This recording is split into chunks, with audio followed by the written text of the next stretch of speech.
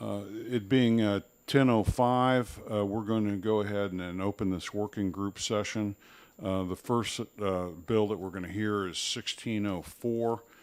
For those of you who have thought you might want to stay through the day, I'll give you a little bit of a preview of coming attractions. Because of the amendment, there's 2 or 3 bills that no longer have a fiscal note associated with them. And because they no longer have a fiscal note associated with them, finance doesn't really have any jurisdiction.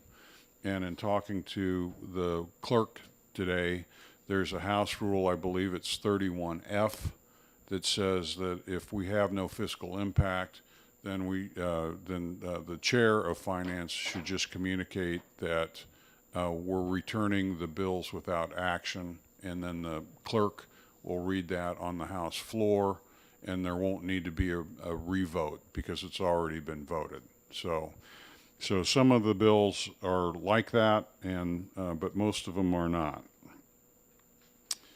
So with that, we'll start with 1604. Representative Cushman was the prime sponsor, and although this is a working group, I know that she's thoughtfully prepared an amendment, and I'd like to give her an opportunity to talk to the committee about it. And then for the clerk, just state your name and all. Thank you, Mr. Chairman. My name is Leah Cushman. I represent Ware and Deering in Hillsborough District 2. I have an amendment here that eliminates the conscientious exemption and just leaves religious exemption with a simple statement. And I think that'll alleviate, as much as I believe that we should fight the federal government on this, and protect the rights of our healthcare workers, state healthcare workers. I believe this will do what I wanted the bill to do, really, besides for a very small number of people. So if you have copies of your amendment, could you distribute them? And then while that's happening, I'll ask you if your amendment, and if you don't know, I might ask Mr. Ripple for his interpretation. If your amendment I think the effect of your amendment is it deletes a medical exemption altogether, and I don't think that's your intent. I just don't want to accidentally make a mistake with the way the amendment is phrased. So it doesn't delete. So under the rule, it would just default to whatever CMS's rule is regarding medical exemptions. It doesn't mention it at all. It just mentions that for religious exemptions, they have to just accept a simple statement. And the whole reason is that these have turned into religious inquisition. So that's what we're trying to avoid by allowing a simple statement to be granted. Right. I would avoid the term religious inquisition and just simply say that employers are not set up in their HR departments to have somebody qualified to evaluate another individual's religious beliefs. And because they lack the qualification, they shouldn't have the authority to have an opinion on somebody else's religious beliefs. So I like what you've done with the religious amendment part of this, and I just want to make sure that we don't inadvertently remove the medical exemption. Okay. And so Mr. Ripple is very busy. I'm going to ask him for his opinion.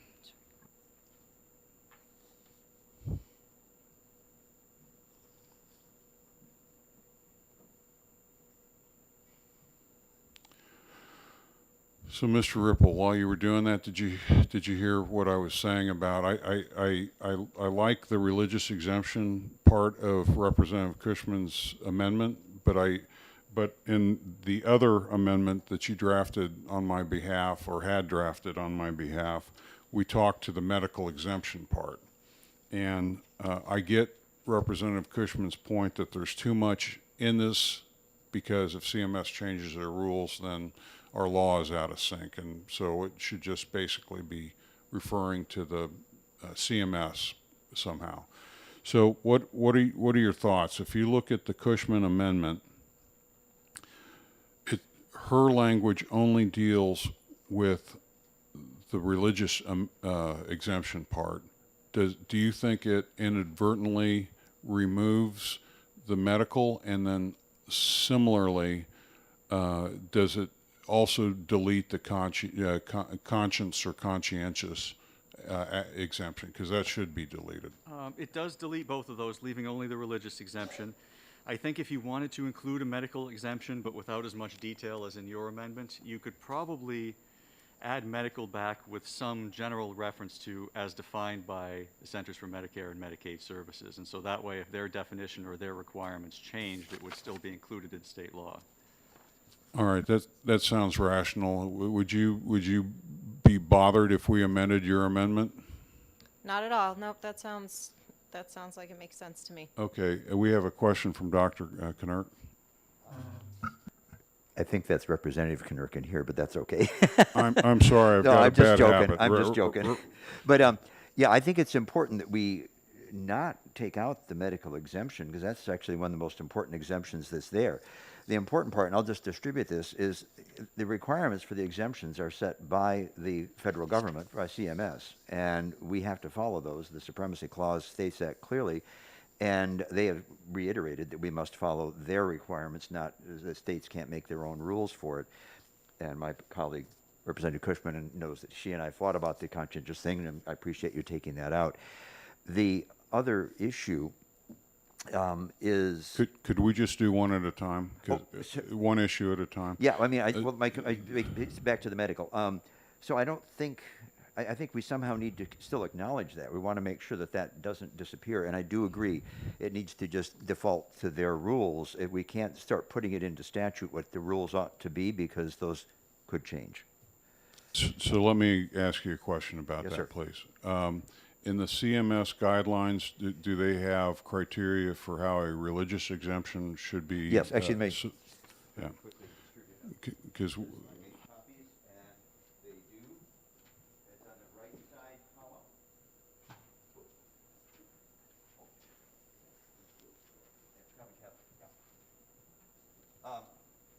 right side column, it lists the religious exemption. all right. So for the I'll get to you in just a second, Representative Rogers. So just for the audience following this, the requirements for the basics for a religious exemption is facilities must develop a process for permitting staff to request a religious exemption. On that criteria, I think Representative Cushman's religious definition holds. And then the second one is facilities must ensure all requests for religious exemptions are documented and evaluated in accordance with applicable law and as part of the facility's policies and procedures. I don't know all of the federal law in this space. When I did my homework over the weekend, I didn't get anyone pushing back on me that the Cushman statement would conflict with law, federal law. Yeah, that was actually my second concern, and that is, it just says that if you write it, it's automatically requested if you request it. The CMS rules do say that the facility must ensure that they're documented and evaluated, and that still remains in conflict. If they're evaluated and they're directed to shall accept, but I don't know. I'm enough of a word weasel that I would say that would qualify as an evaluation. I've received documentation. It's properly filled out. I know who the employee is. So I've evaluated that this is a good and accurate document, and we're accepting it. So I think under the word evaluation, this would qualify. Go ahead. I would respectfully disagree. Documented is exactly what you said. We have a form, we know who the person is, that's a documentation. Evaluated means you look at, is it been a clear and consistent belief, or which is what they usually try to apply, or just like any other aspect of evaluation, that means actually looking at it and critically analyzing whether it is accurate or not. That's evaluation. Documentation is just the piece of paper. So it's that second part of the word in the CMS rules, and evaluated, in accordance with applicable federal law, that I think we just need to default to the federal law, just as we would for medical. We should default to the federal law or regulation. I'm sorry, for the religious as well. All right, so we have a difference of opinion, and I'll come to you in just a second, Representative Rogers. We have a difference of opinion. If we're allowed, I just firmly believe that there's no one in an employer situation that is qualified to evaluate another individual's religious beliefs. And because they lack qualification, I cannot, in good conscience, delegate to them the authority of ruling on whether or not somebody's religious beliefs are sufficient for them. So that's kind of where I am. Representative Rogers? Yeah, Representative Knirk is new to sitting in here, so he might not be familiar with it, but my understanding is that these bills have passed the policy committee, they've passed the floor on policy, and we are the second committee, but we're supposed to be looking at the financial end of it only and not redoing the policy. One of the biggest complaints that many people have traditionally always had is when finance sticks its nose into policy after it's been decided, not only by the committee, but by a vote on the floor. So I guess I'm concerned as to why we are redebating policy and not just dealing with the fiscal. The reason for that is, and you have a very fair point, but I think what we're trying to deal with is that as currently written, 1604 puts some of the federal funding at risk, and so we want to shave off anything that would create the risk while still having a strong statement on the part of the state of New Hampshire. And Representative Cushman, as the primary sponsor, is in a fairly good position to represent what we've done already on the policy side. So follow up? I'm very concerned that we're delving very dangerously close to redebating policy that's been debated. Representative Knirk just referred to a disagreement that he had with Representative Cushman in the policy committee. And if the policy committee decided one way, I understand what you're saying, if it has a loss of federal funds, but I think we're dangerously close, and we need to be very careful not to cross that line. All right, so I understand your point. I wouldn't apply the word dangerous to what we're doing.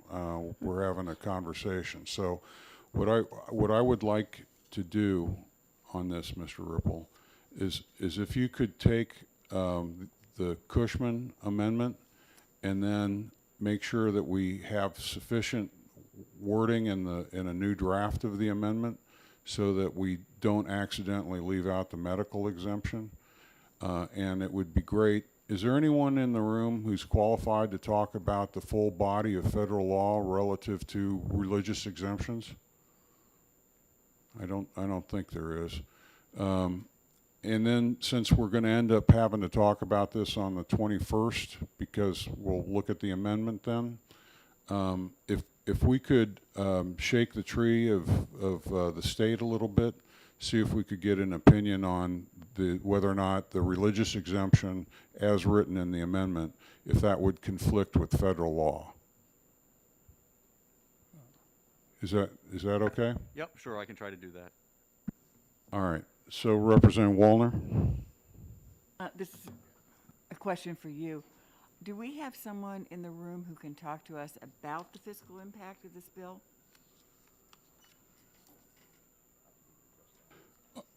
All right. Is there anyone in the audience that wants to talk about the potential loss of CMS funding if we do these exemptions wrong? Yes, come on up. Yeah. And then if you'll state your name.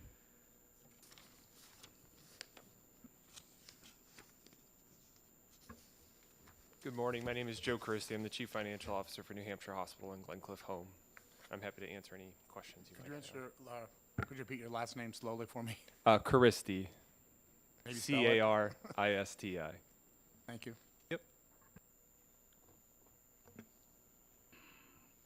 Okay, so if you could, since you're steeped in this, what I want the finance committee to do is to avoid running into a conflict with federal law or CMS rules. Nevertheless, I would like to have a path along that boundary to where we're not delegating to an employer the duty to evaluate somebody's religious beliefs. It's just outside of their purview. So could you, I don't know if you've considered this amendment yet, but if you were to just look at, where did I put Representative Cushman's amendment? If you could just read from like line 5 down to 12 of Amendment 1082, do you have that? I do. Yep. Okay, I'll give you like a minute to really look at it and think about it. Yeah, I was reading it in the back of the room. I think for the religious exemptions, the guidance that Representative Knurk provided is actually fairly consistent with what we've seen from the guidance that we've received as a facility. There's not a lot of detail in the CMS rules relative to the religious exemption process. I think I do share that same kind of thought that Representative Knurk had, that there does need to be some sort of evaluation process, but CMS doesn't define what that process is. So in that regard, I'm unsure. And I don't think there's guidance out there that would answer that question one way or the other right now. So if the state of New Hampshire took the position that the evaluation was satisfied by the employer's receipt of the documentation and validation that it came from one of their employees and was submitted in accordance with their process, that to me is an evaluation of, yes, we have good documentation, and therefore the word evaluation would be satisfied. Do you believe that to just be a bad interpretation or just a different interpretation? I think I just don't know. There's not enough guidance that supports that argument one way or the other from what I've seen. Okay, great. So we've got an amendment that we'll look at on Monday the 21st, and if you wouldn't mind delving into that, and then Mr. Ripple, if you could find whoever's our expert on federal law on this, it'd be great to get an opinion. Okay. There's another. Just one second. Hold on. What was your title? Chief Financial Officer, Of? New Hampshire Hospital and Glencliff Home. Thank you. Representative Wallner. Thank you. Do you think the way the bill is written now, the way it came from Health and Human Services, does it still put us in jeopardy of losing federal funds, or that federal funds might be put in question? As it came from the House, or as this amendment would read? Well, as it came from the House, I'd like to know that, and then with the amendment. As it came from the House, yes, I believe it would, because it does include a conscientious exemption, which is not allowed within the CMS guidance relative to the COVID-19 vaccine mandate. And then I believe the medical exemptions are the amount of information required in the current House Bill 1604 for a medical exemption is less than what CMS requires. Thank you. All right. A follow-up to that, though, is if we're taking out the conscientious exemption and just removing it, and if we're leaving the medical with the right nub on it so that it hooks into whatever the CMS guidelines are, then that takes care of your two big rocks, your two big concerns. That is correct. And then on the religious one, as I've said, I just don't know. There's not enough guidance out there. Okay, so we have a week to work on the don't know part. So that's fine. Are there any other questions from the committee? Is there anyone in the, oh, go ahead, Doctor, oh, excuse me. Force of habit. Representative Knirk. Yes, I appreciate the comments that were made, but I think and I do appreciate that we're not supposed to discuss the policy, but the impact, fiscal impact, is directly influenced by the policy that was generated by this, which does place us in conflict. The other piece is not just the impact on the state, but the impact on the counties and any other nursing homes that take Medicaid reimbursement, which is essentially almost all of them. There's 7 out of 90 private homes in the state that don't take Medicaid, but most do, and all the county homes do, because they will also face the same thing. And the estimated amount of Medicaid dollars that flow to this state, just the federal share, for just the nursing homes, I think is around $200 million. So that would be in addition to the losses that would occur with Glencliff and the New Hampshire Hospital. So it's a sizable risk of loss if we do not comply with the rules, which, as it comes out of the House, it clearly does not comply with the rules. So would you believe that we're in violent agreement that this committee will do nothing to put at risk the federal funding around CMS? I would hope so, because I don't think we're prepared to backfill $200 million. No, but I think we're being very careful to not do that while recognizing that New Hampshire has a different has its own perspective on how to employers should be evaluating religious exemptions. All right, and a question? Come on up.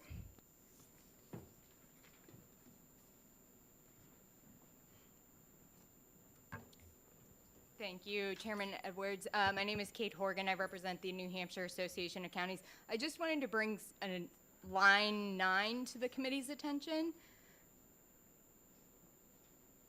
So it says employees, contractors, patients, visitors, or students. County homes.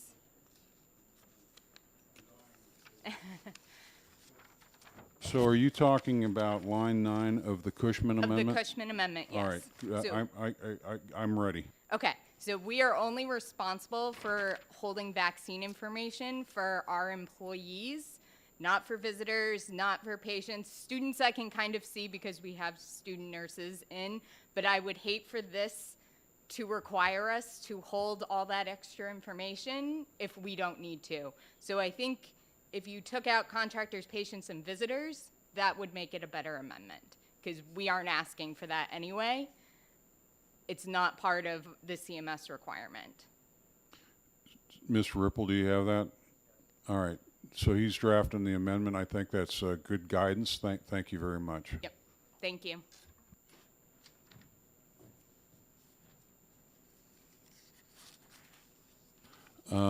Okay, last call, Representative Leon.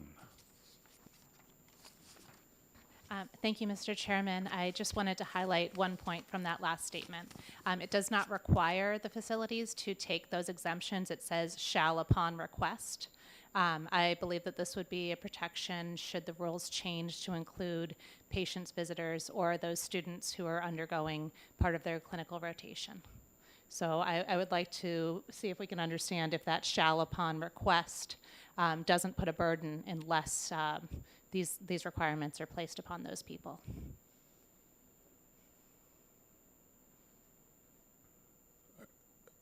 Mr. Ripple, did you write it down to where we're going to delete the reference to contractors, patients, and visitors and leave in students?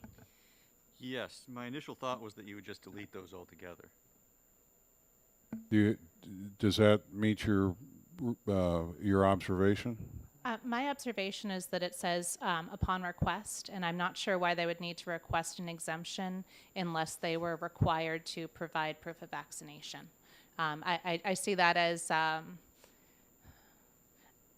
just see that as something that isn't needed unless it's required upon them. So the facilities are generally not attempting. I can clarify that, sir. All right. In the guidelines, because again, what we're trying to do is meet the guidelines, vaccination requirements apply to all eligible staff, current and new, working at a facility, including facility employees, licensed practitioners, students, trainees, volunteers, contracted staff. So those groups are included, not visitors, but those groups are included in the CMS mandate. So we should not be excluding them from this amendment if we're going to try to match. I think we could also, again, just default to CMS rules in this. That might be safer in case. And this is the difficulty with writing legislation. We often just refer to a CFR or something like that, where if it changes, we still have the proper statutory reference or CFR reference. Here we're trying to parse it, and if it changes, then we could become out of compliance because the rules changed. I don't know that they're going to change the rules, but that's an important piece. So, Mr. Ripple, can we refer, when we're talking about these categories who are eligible to request a religious exemption, can we just simply write that in a more generic way that anyone that falls under the guidance of the CMS guidelines would be covered? I think you can do that. I haven't seen the CMS rule in question, so I don't know how it currently reads, but I don't see why you couldn't. I can reference that rule. provide that if you give me your email. Okay. Yep, I'll send you an email so you'll have mine. Okay, so good feedback, good input. Thank you. Do you have anything else? No, thank you. All right, thank you. So, last call on 1604. Is there anyone in the room that still has something? Representative Knurk. Two things. One, the first one is simply, what have we decided to do about the medical piece? And the second one is, you have this other amendment. Are we going to take that up? No, I'm not going to introduce Oh. the other amendment. And I think what we've done is we've directed Mr. Ripple to use the Cushman amendment as a platform, and then to make sure that we have the proper reference to the CMS rules on medical exemptions, so that the amendment that we consider 1 week from today will have everything that we need, is the hope. You know, I think the simplest conclusion would be to still keep all of Representative Cushman's amendment, which starts, but on line 3, just to simply, line 8, just to simply say the rules shall default to the CMS guidelines, period. Because also this is written not just for this current guideline, but it's subject to a valid and in line 7, a valid and enforceable Medicare or Medicaid condition of participation. There may be something that comes down the pike later, and our statutes need to be flexible and nimble to anticipate other things and not be always focused on, for example, in this case, just COVID-19 stuff. So to make it nimble, if we just say, anything that comes down the line, which is line 7 and 8, and it says rules shall default to the CMS rules, period. We don't have to do a whole lot of parsing. It's done. That means we stay in compliance.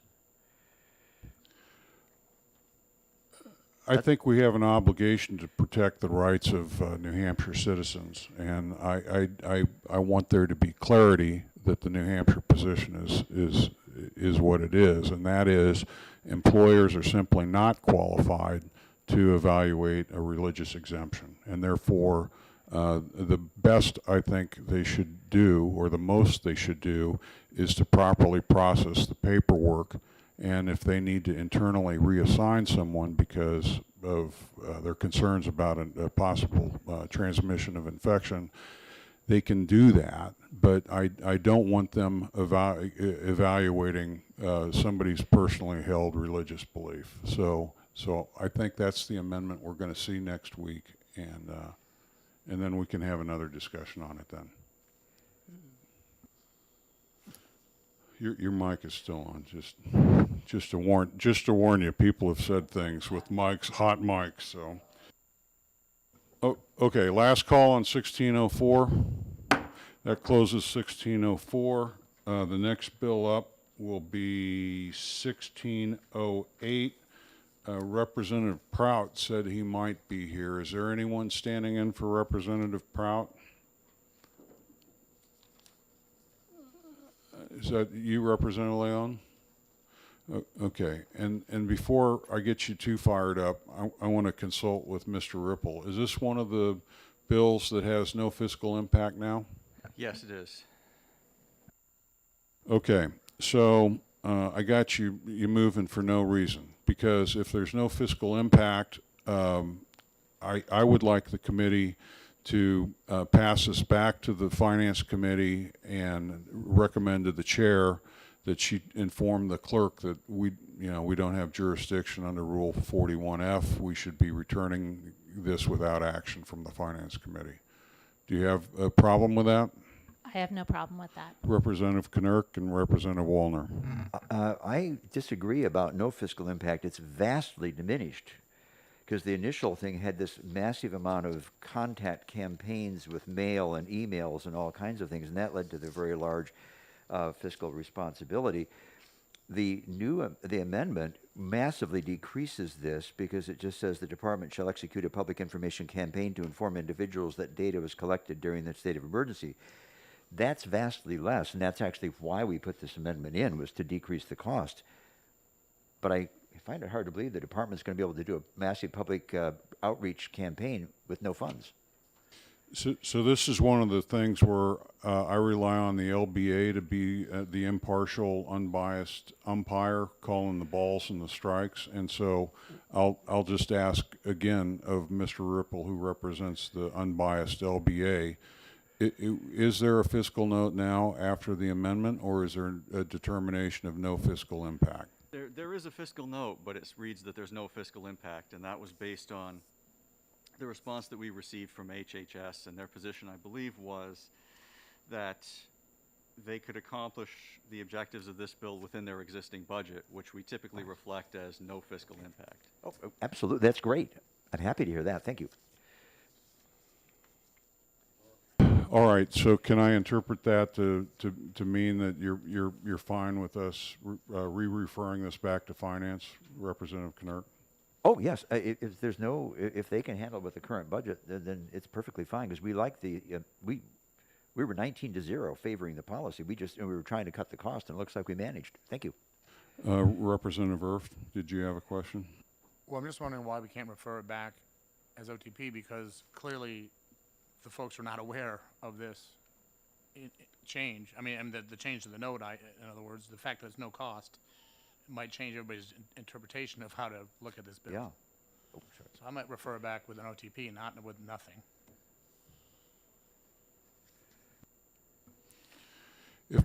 If the fiscal note says there's no fiscal impact, based on my conversation with the clerk, it's fairly clear that we should just have ask the chairman of the finance committee to send this back because there is no fiscal impact.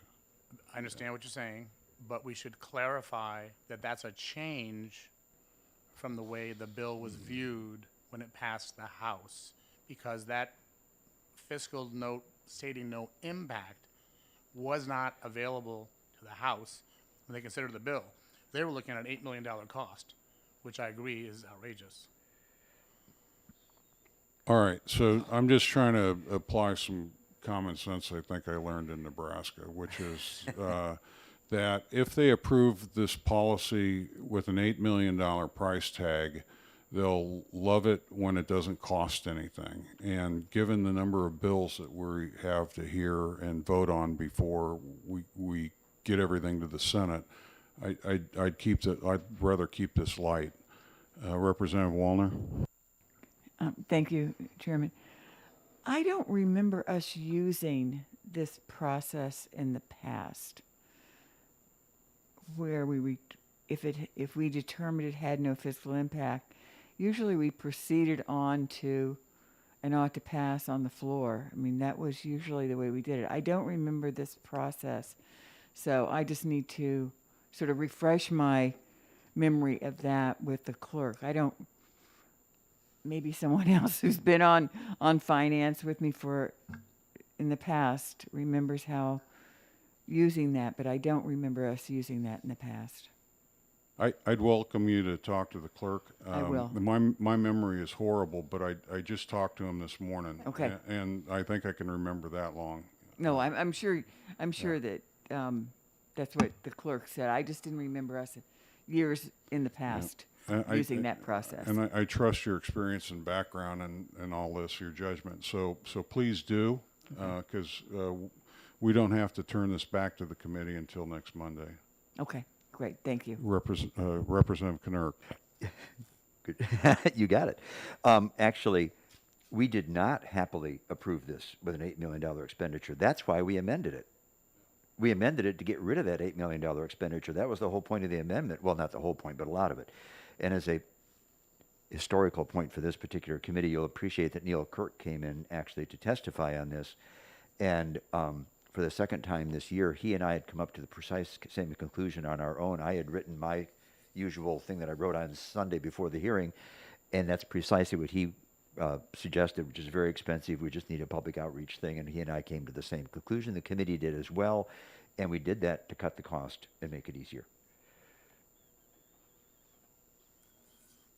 Okay, so I'm not sensing any opposition to us holding on to this while Representative Woolner has an opportunity to talk to the clerk, and we can revalidate just passing this back to the finance chair next Monday.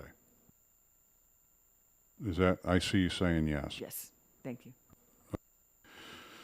Is there any, thank you. Is there any, anyone in the room that wants to talk to 1608?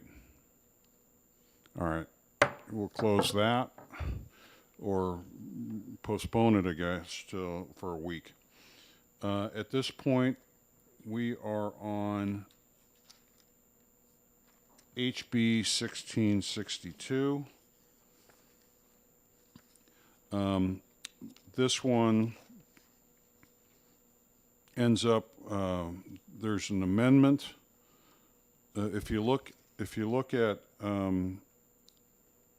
the bill as amended with 0577, which is the one that you had handed to you, you'll see that this on line 20 of page 3 cites the labor grade as a 32 with a sum of $254,000 appropriated. As I understand it, this has been getting reworked in the department, and that labor grade went through an HR evaluation process, and they determined it should be a grade 30, which drops the sum from $254,000 to $138,000 or so. It's a little less than that, and we end up picking up some federal money to help us pay for this. Is yet another collateral advantage. What else? All right, and so we're going to look at what Mr. Ripple is now handing out, Amendment 1075. Oh, wait, I'm still on line 20. So, in other words, the fiscal note just got better. Is that what you're up to talk to? Yes, good morning, Chairman Okay, Edwards. just introduce yourself for the record. I sure will. And Ernie Gillen, Gillan. I'm the Deputy Director for Information Services at the Department of Health and Human Services. So, tell us what you want to tell us, please. Just here to support what you were saying, and answer any questions about the financial differences. The labor grade 30 was a correction for that position. The business system analyst 2 is a labor grade 30, and that came at a, if it was all general funds, it would be $228,000, but there is federal assistance in there that lowers that cost. Okay, does it lower it down to around the 138,000 in general funds? I don't want to have misrepresented it. Yeah. 137,480. That's correct. All right. Okay. Why don't you sit there for a moment? Are there any questions about that that modification from grade 32 to grade 30? I'm not seeing any from the committee. So have you seen the amendment 1075? What this amendment does is, as I reread the bill, it seemed to me that it would be a fair interpretation if somebody thought they could write one privacy impact assessment which is the risk mitigation form, that they could write one and that it would automatically cover all of the IT systems in the department. The purpose of the privacy impact assessment is each IT system is to be evaluated on its own and completely and comprehensively. So the clarifying language is meant to just make sure that people understand that there's one privacy impact assessment per IT system. It reads, for each information technology system that contains personal information, the department shall conduct a written risk assessment and mitigation remediation plan in the form of a privacy impact assessment. So that's just clarifying what our intent always was. Do you have anything to say to that? Did you ever interpret it that one PIA would handle, like 17 systems? No, we understand it exactly how you just explained it, one for each individual system. Okay, so let me ask Mr. Ripple a question. Given that the department has identified that they could do this with a grade 30, do you think that we need an amendment to change the 32 to a 30, or just leave that component in the bill as is? I would suggest changing it from 32 to 30, but if you wanted to vote on this today, I don't think you would need an amendment in front of you. You could just ask me to have that drafted. All right, thank you for that. I don't want to take a vote on this because I promised Representative Weiler I'd wait for him, and he's at another meeting somewhere. So with this, I think if there's no one else, is there anyone else in the room that wants to testify on 1662? Are there any questions from the committee? Yes, Representative Knert. Yes, I just had one question. We talked about the 2 new employees, but there were some other issues in the fiscal note that I never did understand where that money would be coming from, and that's at least the fiscal note when it came through our department, our committee, and that was on the second page of the fiscal note. It talks about another $470,000 for supporting analysis and assessments of systems, and a chief privacy officer at around $200K and so on. I'm just confused. Are those, we aren't discussing those in detail, or is that because that's not the point of discussion here? No. Okay. You raise a point that should have been made up front, is that the fiscal note that's attached was based on the bill as introduced. And then we amended some major items out. Oh, yeah. And so major chunks of the fiscal note got pulled out to really now the fiscal note will be limited to the new employees. That's my understanding, but that the LBA has not yet produced a new fiscal note. Is that correct, Representative Ripple, or how is it incorrect? That is correct. We haven't put out a new fiscal note yet, but I do have the information that the department provided to us, which shows the net cost of around $130,000 per year that you mentioned previously. I can hand this out if you want. Would you like a copy of that, Representative Knert? No, I trust you. I just wanted, this was just never resolved for me earlier or at this point. Thank you. All right. Are there any other questions on this? Is there anyone else here in the room that would like to speak to 1662? So I'm just thinking about the proper motion here. I think what we're going to do is allow the LBA to generate another minor amendment to change the labor grade to, from 32 to 30, to go ahead and add. Does anybody oppose adding amendment 1075, which clarifies the language for each? No, I'm not seeing any. So we'll go ahead and incorporate that, and then next Monday we can reconsider 1662. And with that, 1662 is on recess until next week. The next bill that we have up is 16 1609, and I had budgeted a couple hours for us to get through these three bills, and we did it in 50 minutes.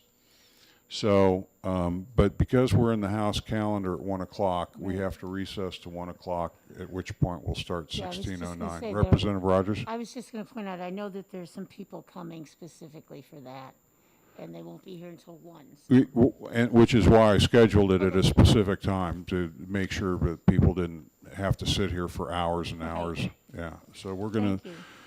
we're gonna start at 1 o'clock, and with that, this hearing is on recess until 1 o'clock.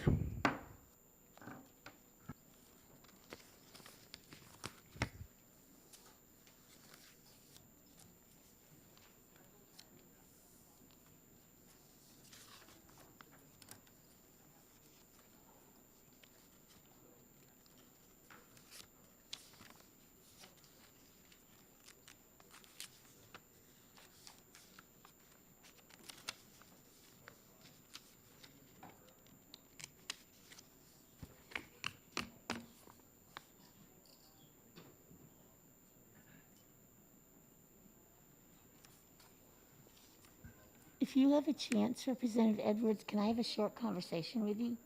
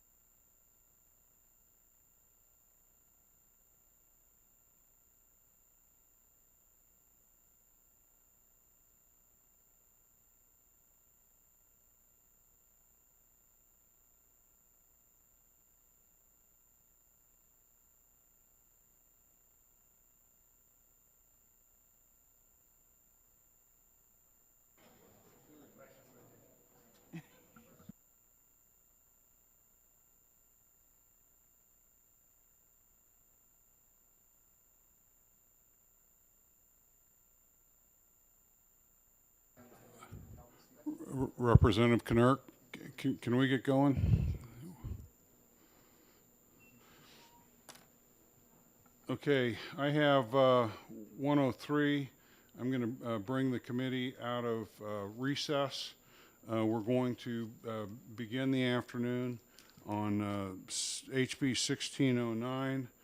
Just for an informational note to the members of the committee, Division 1 asked us to take over HB 1647 relative to the calculation of child support.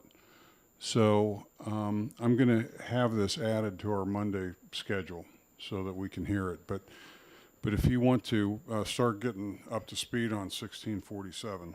Okay. So HB 1609, do we have, I think that we had Representative Wolf who's going to start talking to us. Representative Wolf, do you want to start us off? Just give us your name. There's no pink card, but give us your name and contact information or whatever for our secretary.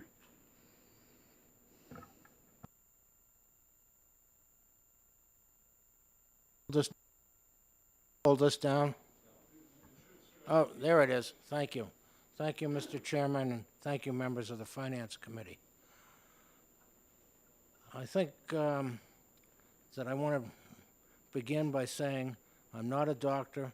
I don't know a lot of these medical terms. I know a daughter that I have very, very well who's going through a troubled pregnancy right now. It gives me a new insight into what is going on. And I understand that there are some issues on 1609. When I brought it forward, it was basically to allow certain exceptions. An exception for rape, an exception for incest. And I understand from my discussions that people have become mired in the fact that there may be a huge number of people that are going to use rape or incest for an excuse to get an abortion. I don't believe anybody will be doing that. But there are ways to eliminate those possibilities. I think this bill is a good bill, but it may need some modifications. And I am willing, as the sponsor, to propose those, to work with you to amend it. I'm most concerned about the health, safety of the mother and the fetus. And in that regard, I think there should be some changes made after working on this bill for almost 6 months. I would keep the 24-week ban on abortions. That's a reasonable number, and I'm not looking to change it. I am looking to eliminate the exception to have rape and incest as a reason for abortion after the 24-week period. So we could eliminate those two problems. But what I would really want to see happen is that an abortion at any time would be allowed for the health and life of the mother. I would also want an abortion allowed for fetal you know what I'm trying to say, anomalies. Thank you, Representatives. Anomalies incompatible with life. The ultrasound bill should be eliminated again, but at 24 weeks, it comes back in. I think that any physician that is performing an abortion after or close to 24 weeks should have a penalty if they haven't had an ultrasound. I'm not really in favor of a criminal penalty. I could live with a civil penalty and maybe even a loss of license. Those are important things.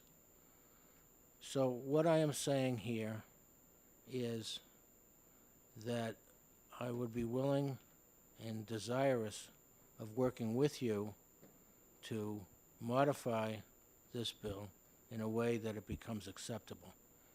To me, it's critical that we protect women who may be facing death because of a pregnancy or having to carry a fetus to term that is incompatible with life. And I hope that you people will not be making a medical decision for somebody who should be making a decision between herself, her spouse, and her doctor, and possibly her priest. So, without getting into a lot of details, that's the sum and substance. I think that the bill should be modified, but it should be passed and not ITL'd. So let me contextualize where I think we're at. I think this committee needs to be done with 1609 next week. We have next week, Monday the 21st on the calendar. So if there is an amendment for us to consider, we would need to see that in the next couple of days, and so that we can think about it, we can consult with others, and we can roll in here on the 21st prepared to give a recommendation to the full Finance Committee. So that's part of the context. The other context to share with you, to be fair with you, is that the language that got adopted into HB 2 was an essential part of a multi-variable set of agreements that were necessary for us to get the votes to pass the budget. And if we got 1609, which is the language used by people who are like what's in our law now, they consider this an attempt to gut the bill, we would need to do it in a way in which we would be preserving, in my opinion, we need to preserve the integrity of the promises that have been made to the people who voted for this, because we're only 15 months away from a new budget, new set of agreements. And if we burn the bridges of our credibility, it'll be just that much more difficult in the future to come to budget resolution. So I would want to entertain an amendment that you may want to put forward, Representative Wolf. I'd ask you to try to get help to get it in the next 48 hours, 72 hours. And I have some questions for you just to clarify what I think you're saying. Yes, sir. Go ahead. I'd like to just respond to your comment about commitments that were made. I remember we were down in the sports complex down there in Bedford when the bill was passed. And there were several reps that came up to me and the governor, and they said to me, "We'd like you to vote for the bill, and we'll meet you afterwards to work out some of these things that were troubling to you." I knew that nothing about any deals that were made. And now I sit here and find out that a deal was made, and I have to tell you that my credibility feels pretty shot, because I would have voted against that budget if I knew we weren't going to be able to modify to some degree. I'm not talking about gutting the bill. I'm talking about after 24 weeks for fetal abnormalities incompatible with life. I'm talking about a situation that affects the mother, the health and life of the mother, after 24 weeks.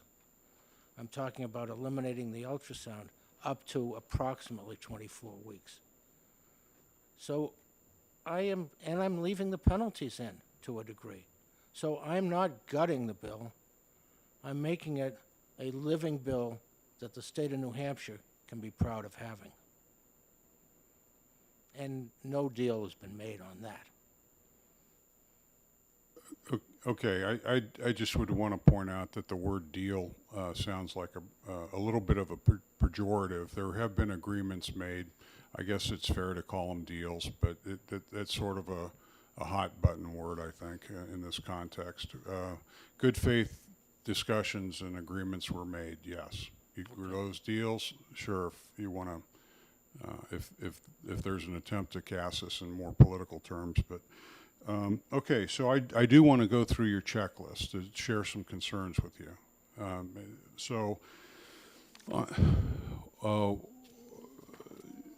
Could I just ask once again how this deals with the fiscal policy, the various amendments that you're talking about? As I stated this morning, I thought that we were to deal with fiscal policy on bills that come to us as a second committee and not change the policy that the policy committee agreed to. So, okay, so Representative Rogers, I think our ability to talk about the policy in this case comes from the fact that this issue was embedded into the HB2, and it was done so with a lot of agreements in place. And if finance were to be part of a process to substantially change what went into HB2, I think that would call into doubt the credibility of the Finance Committee and harm our ability to have budgets agreed to in the future. So I think this is almost an existential issue to our ability to get the next budget in place. The reason I'm wanting to talk to Representative Wolf, have this committee talk to him, is because I think that there may be some room for us to accommodate some of the issues he's raising in a way in which we're really not violating the fundamental principles and agreements that we came to in June. So I'd like to go through and have a conversation with Representative Wolf on some of these issues so that we can help him with an amendment. Do you have a follow-up to that, Representative Rogers? No, I think I've made my point, and I still agree with my point, but I accept what you said. Thank you. All right, thank you. So, fetal anomaly that's incompatible with life. Let's talk about that for a second. I think the concern about adding that is that, one, it would depend on a diagnosis of an obstetrician, and oftentimes a diagnosis during a pregnancy about the future health of the baby is not accurate, and because that's just natural human behavior, because it's a difficult situation to come up with a diagnosis, it may be the case that we would want to require an autopsy or something to confirm whether or not the diagnosis was valid, whether it was correct. Okay, I'm just throwing some thoughts at you. Yeah, okay. Excuse me for my facial expression. No, that's fine. This is why. An autopsy would be a little bit late, I think. On the fetus, it would be able to confirm the diagnosis, perhaps. But Perhaps. again, I'm not a provider like you, and I liked your facial expression. This is why we meet in public, is because there's more to communication than just a Zoom meeting. So, you know, nonverbal communication counts.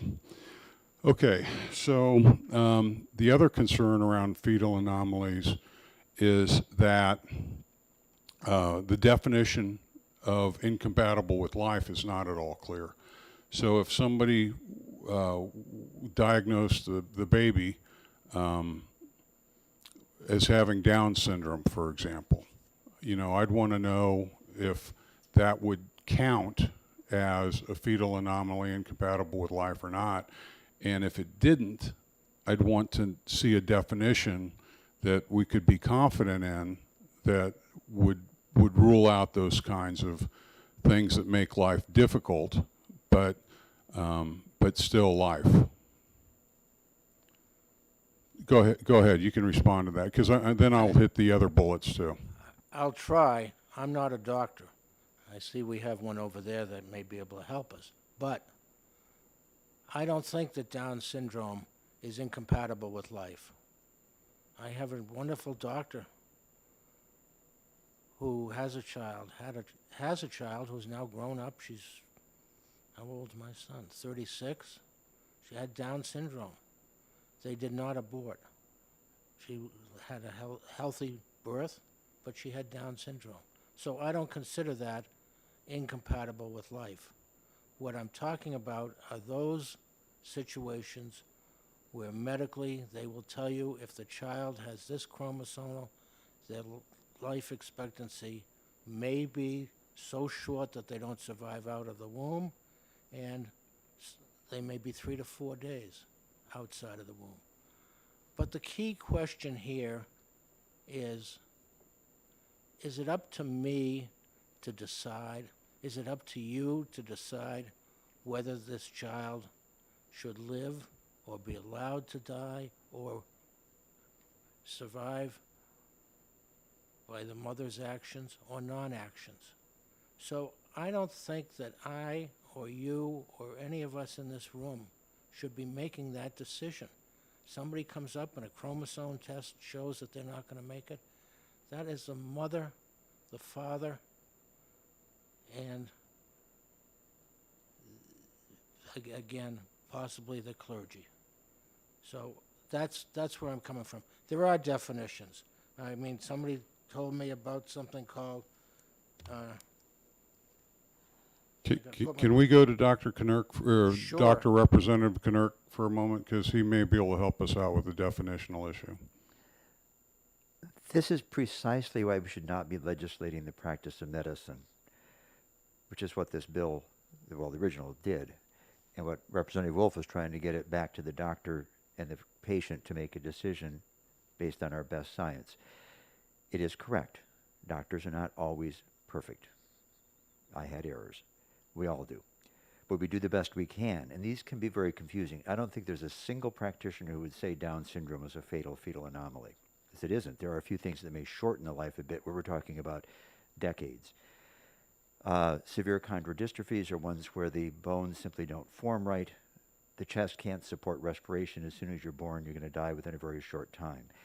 Anencephaly, which most of us became familiar with when Zika came around, where that was just actually microcephaly, but anencephaly, where there is no brain.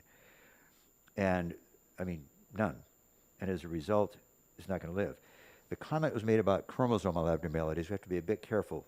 Currently on the market, there are a whole bunch of companies pushing testing for chromosomal deletions, and the false positive rate exceeds the true positive rate. But these are rare. People who end up with a diagnosis of this that are going to consider termination get into very specific, high-quality obstetrical, high-risk obstetrical practices, such as Dartmouth and I think Elliott. At that point, they're not going to rely on some simple over-the-counter test that gets done. They're going to do a lot more work to try to really sort out what's going on. Some of them can be quite obvious with repeated ultrasounds to look at the development. Some of them can be really quite clear-cut chromosomal abnormalities, but those are usually not going to be done on just a blood draw, which is what these current things are that are not very reliable.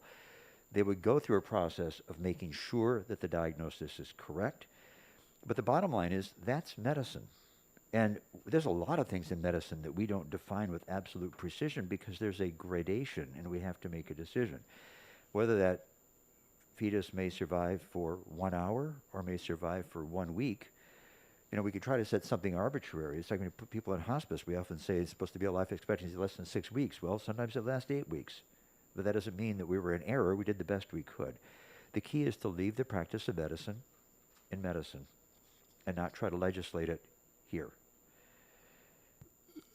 Thank you. And I don't know if you'll be surprised, but you and I actually share a great deal of agreement on this. I don't want the legislature practicing medicine. That's why we have smart people going to med school. But what we've done, I think, in the essence of this 24-week period, is to recognize the state's interest in protecting the constitutional rights of a human. After 24 weeks, we've declared that person a human, and that person then is entitled to the same defenses that any human would be to make avail to themselves. But the state even has a greater duty because these are innocents that are unable to protect themselves. And so the state interest in protecting that life pushes us a little bit into that envelope. And I do agree with you, and I agree with Representative Wolf, that if there was a fetal anomaly that is incompatible with life, I'd be open to adding that to the reasons why you could have an abortion after 24 weeks. I think it's just wrong to insist that a mom carry a baby longer just knowing that it's probably terminal. I just, because I'm a little cynical when it comes to the motives of people who make their profession on abortion, I don't have a great deal of trust for them.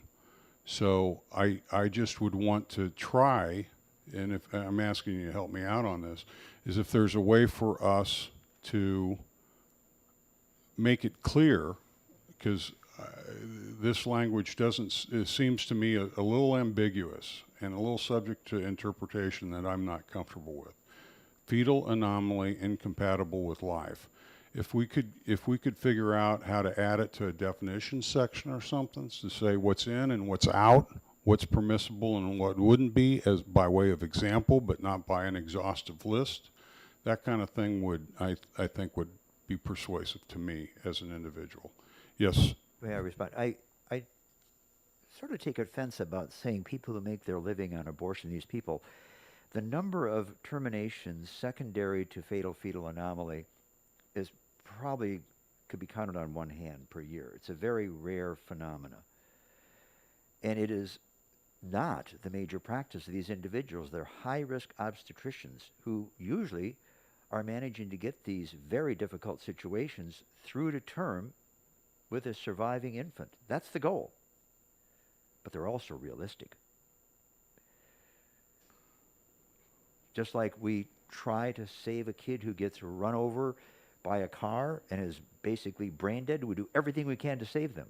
But if that kid is completely brain dead and the parents say, yes, I agree with termination of life support systems, they're making a decision for another person who is somewhat helpless at that point in time. It is not a sign of failure. It is not a sign that we were making our living by letting this kid die. It's a sign that sometimes we cannot work miracles. We do the best we can. This is a very small amount of a practice would be a termination of pregnancy for a fatal fetal anomaly. The great majority they're going to bring to term successfully, or with maybe some problems the kid might still have, but they'll do their best. This is why, again, we should not be trying to practice medicine in the legislature.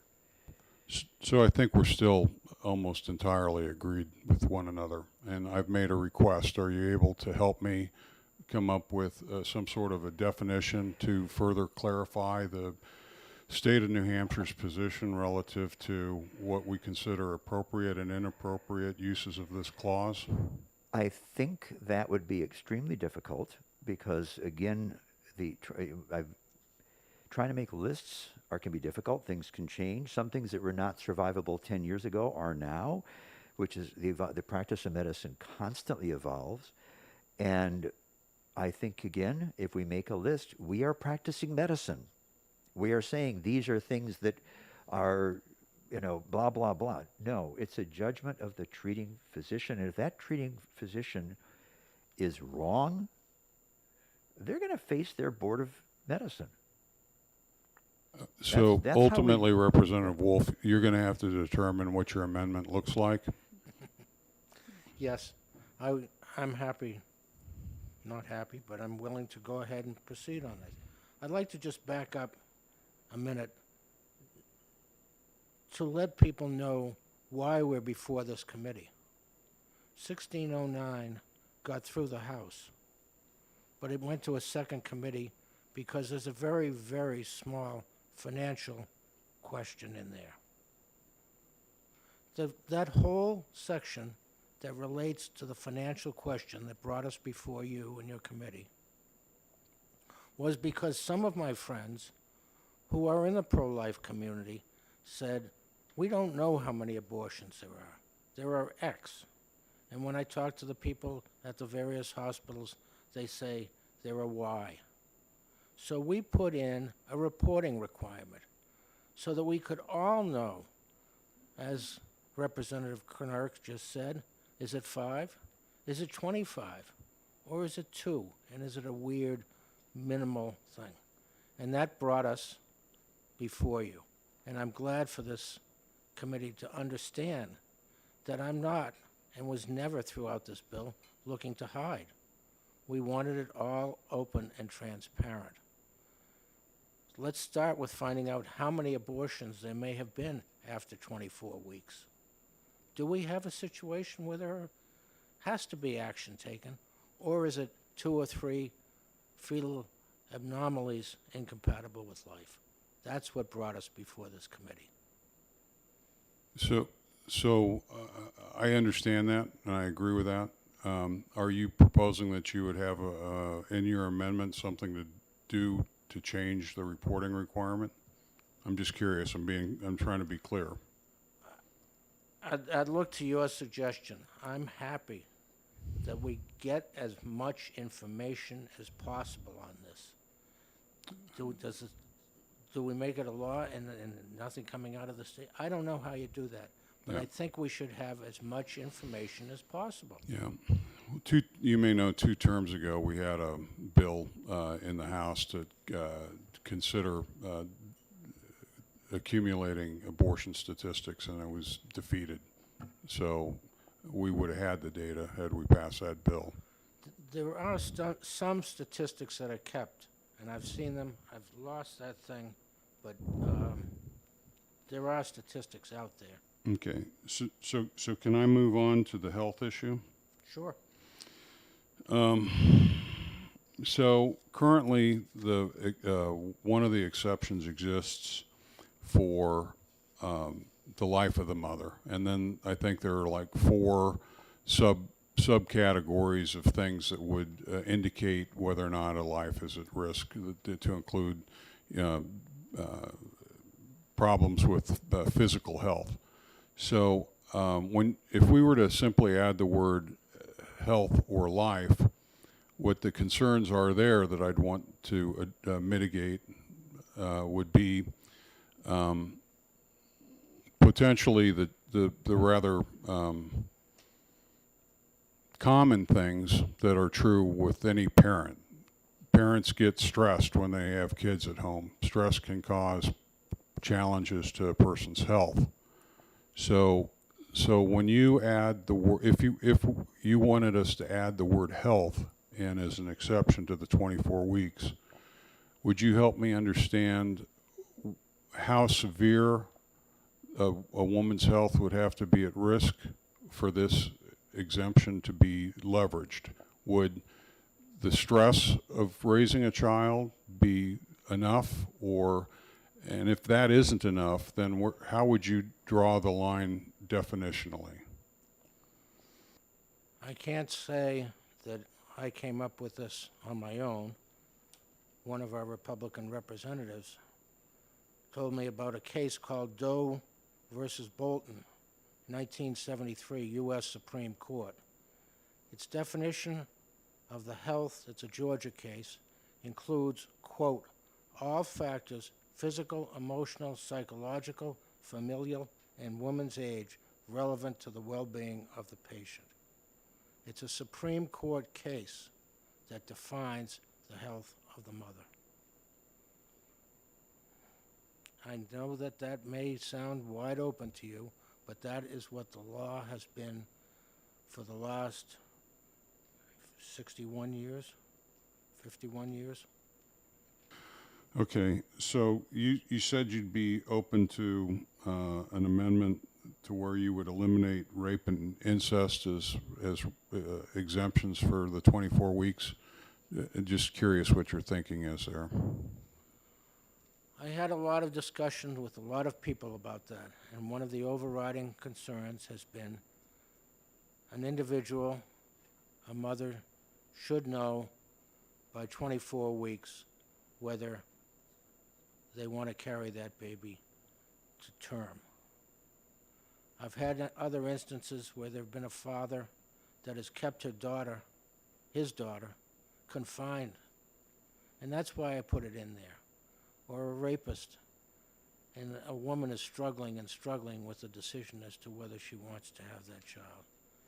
So it was a difficult thing to say, okay, we'll eliminate that. Again, I'd love to know the statistics. How many cases of abortion occur after 24 weeks from rape or incest? I don't think there are very many. Do you think it's reasonable to think that a woman, when she becomes pregnant, that moment she becomes pregnant, she knows whether it's incest or sexual assault, and then has 24 weeks to obtain an abortion for any reason? Do you think that's enough time to respond to the conditions where the pregnancy occurred and sexual assault or rape? I would certainly hope so. I would certainly hope that we in the state of New Hampshire would give that woman the counseling that's needed to help her reach a decision that she's comfortable with. Okay, so let's go on to. May I comment upon that? Absolutely. Thank you for stopping me. Go ahead. First off, in cases of incest particularly, especially if it's a younger adolescent female who is often under the control of a older male family member, they may not be allowed to access medical care until perhaps the neighbor says, "You look pregnant. What the heck's going on?" Likewise, they're often quite traumatized and have a great difficulty even trying to figure out to deal with this. But the one that I think is most striking, and many people around here know I was not an obstetrician, I was a spine surgeon. But I actually made a diagnosis of a post-24-week pregnancy in a woman who did not know she was pregnant. I had a young woman who came in the summer, slender. She had back pain, as many women who are pregnant were, but she did not know she was pregnant. She looked slightly pregnant. I actually had a medical resident tailing me that day, or shadowing me. As we finished the history and we left out to the hall so she could change her clothes, I said to Marcy, who was with me, I said, "Does she look pregnant?" She said, "Sorta." We went back in on exam. I examined her belly. I could feel her uterus. I hadn't done an obstetrical exam for decades, but I could remember how to do it. And I confronted her and asked her, "Is there any chance she could be pregnant?" She said, "Well, I really haven't had a period for a while, but I just thought it was, just how the way it was."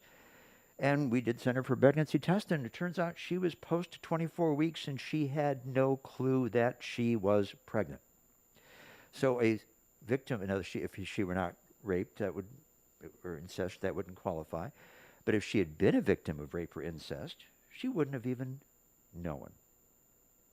And she obviously knew she was exposed, but she did not think she was pregnant. So the point is, once again, we're sitting here trying to parse this out and put ourselves in the shoes. Well, we're not putting ourselves in the shoes of a woman who has been raped or a victim of incest or did not have enough education to even be able to figure out that she's pregnant.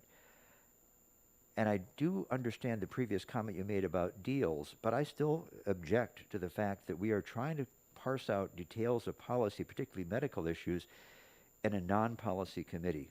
This is why we have a policy committee, which I serve on, where we have a couple of docs, nurses, a whole number of other providers, including mental health providers who deal with these kinds of problems. And we worked on this. And I'm really quite troubled that we're trying to revamp this here in this committee. So Representative Knirk, I'm fully willing to not entertain any policy changes and just go to a vote. Is that what your preference is? That we not consider any policy changes and we just go to a vote? I know that our side will lose, but I'm certainly comfortable with that. I think it's a more honest way for us to be doing business. All right, we're honest people. I mean, so I'd like to take a straw vote at this point, and I'm going to ask two questions. The first question is, are you in favor of OTP on HB 1609? We'll have a show of hands if you're in favor of passing the bill as is, and then we'll have a second vote on if you're in favor of ITL HB 1609 as is. Is the question clear? Okay, so if you are in favor of passing HB 1609 as is, please raise your hand. Would you help me, Mr. Clerk? Three. Okay, so we have three. If you are in favor of ITL HB 1609, raise your hand.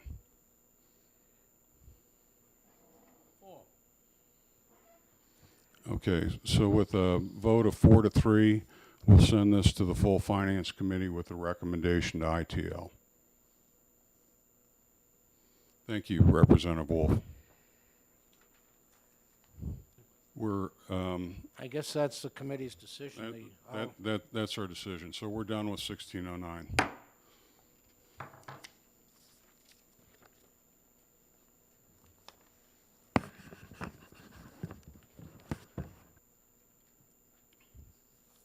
Okay, next up is HB 1622, relative to notice that a healthcare provider is no longer accepting new patients and relative to mental health parity. Would you start us off, Mr. Ripple, by giving us an update on the status of the fiscal note for this bill? Yes, and I think I sent out a revised fiscal note over the weekend for this one, did I not? If I can hand out a hard copy to anybody who needs one. Why don't you just also, I also am trying to get it into the record because we're on the YouTube channel too, so if you could just let people know the status. Sure, yep. So basically, we sent this out to the insurance department, who states that the bill as amended will have no fiscal impact. And HHS states that the bill is unlikely to have a fiscal impact unless they're ordered to increase Medicaid managed care benefits to be in compliance with the parity provision. And I did invite someone from the insurance department to be here to speak about the parity provision and that law generally, and he's here today, yep. But the bottom line is there is no fiscal impact. Well, as written, there's unlikely to be a fiscal impact. It's not a straight no fiscal impact like some of the other bills that you've had today. All right, so we'll ask the insurance department to step forward.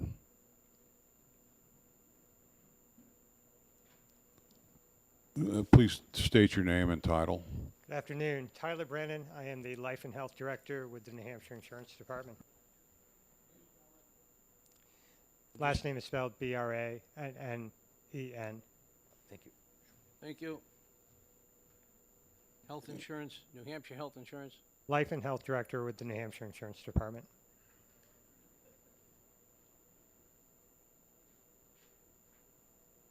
Thank you.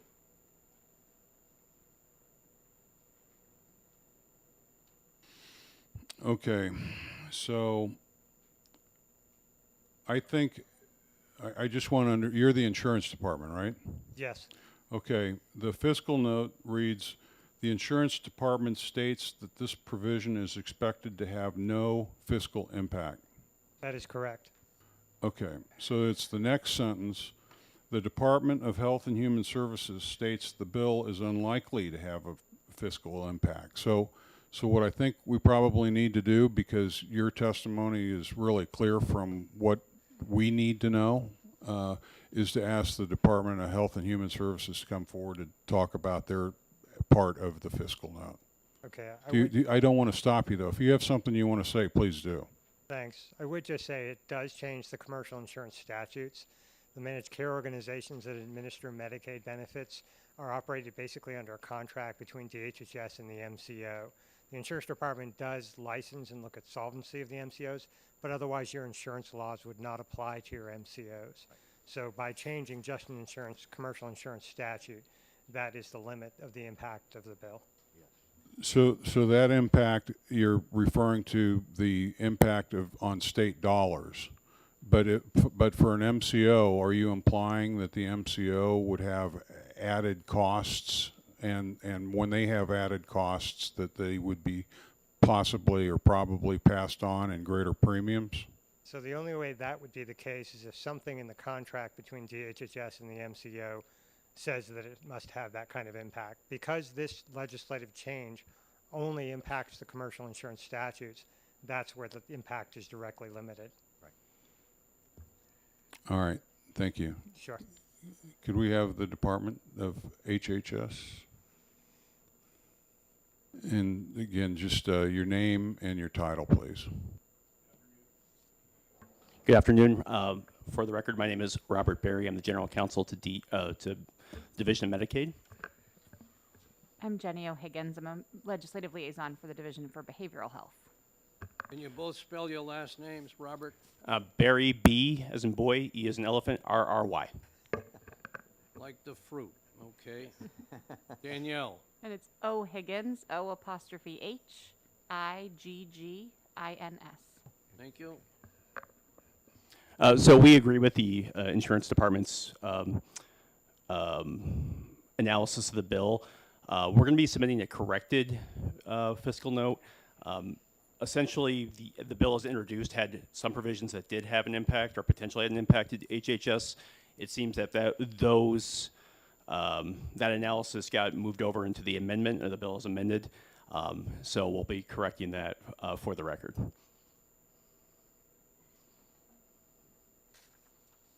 All right, I'm sorry, I lost my train of thought for a second. I'm a simple 1 or a 0 guy, a former software engineer. Will there be a fiscal impact? No. No. No. Because in the write-up, as I currently see it, it's unlikely. And are you striking the word unlikely and you're saying no? Correct. It's a holdover from the bill as introduced, which did have potentially a fiscal impact. When we submitted the fiscal note, that provision just got carried over and wasn't properly removed. So that's what happens. We'll be correcting the fiscal note to reflect that. Okay, so Mr. Ripple, just to touch base with you, what I hear is that the fiscal note will be rather simple and just say there is no fiscal impact. Is that your understanding, or am I confused? Nope, that's what it sounds like. All right. Okay, outstanding. Thank you so much. So, as we've discussed before, if there's no fiscal impact, it's outside of our jurisdiction, and one way or the other, we're to basically send it back and let the policy vote stand. Now, I had a sidebar with Representative Wallner. We each spoke with the clerk today. What the clerk said to me is consistent with what he said to Representative Wallner, but Representative Wallner is better at asking the follow-up question than I am, I think.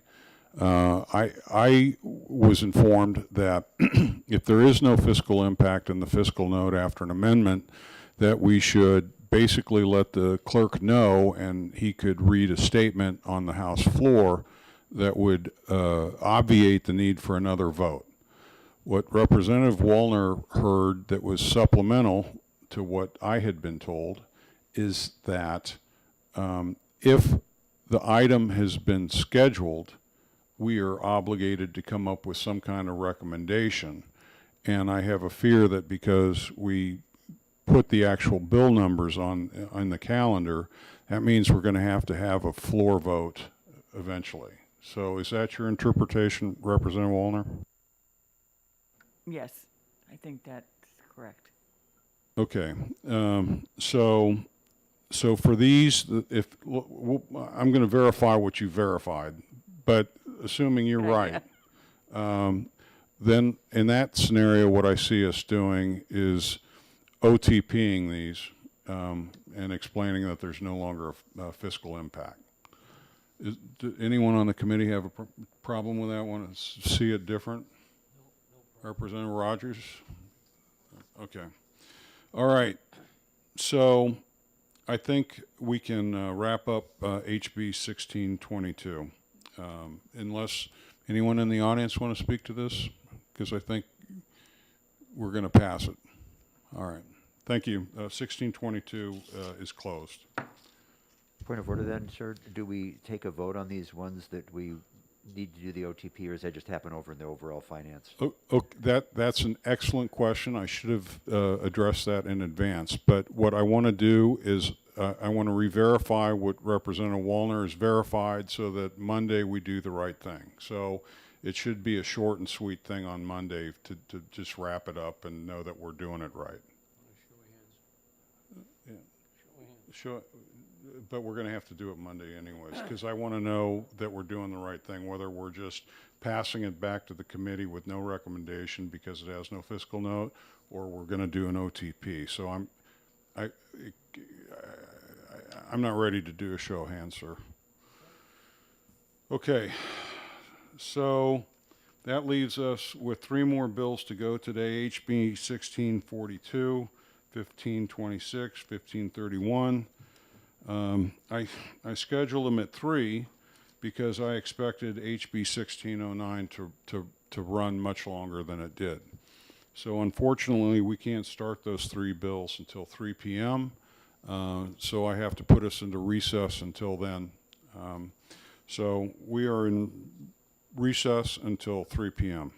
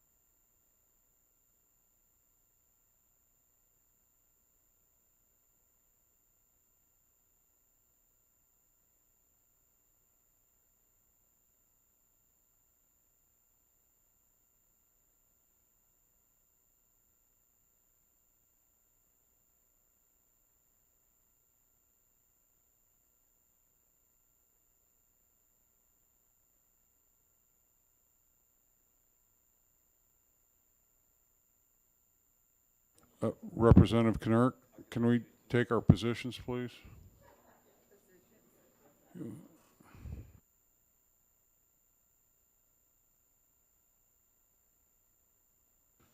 Okay, so it being 3:02, I'm going to call the today's hearing back out of recess.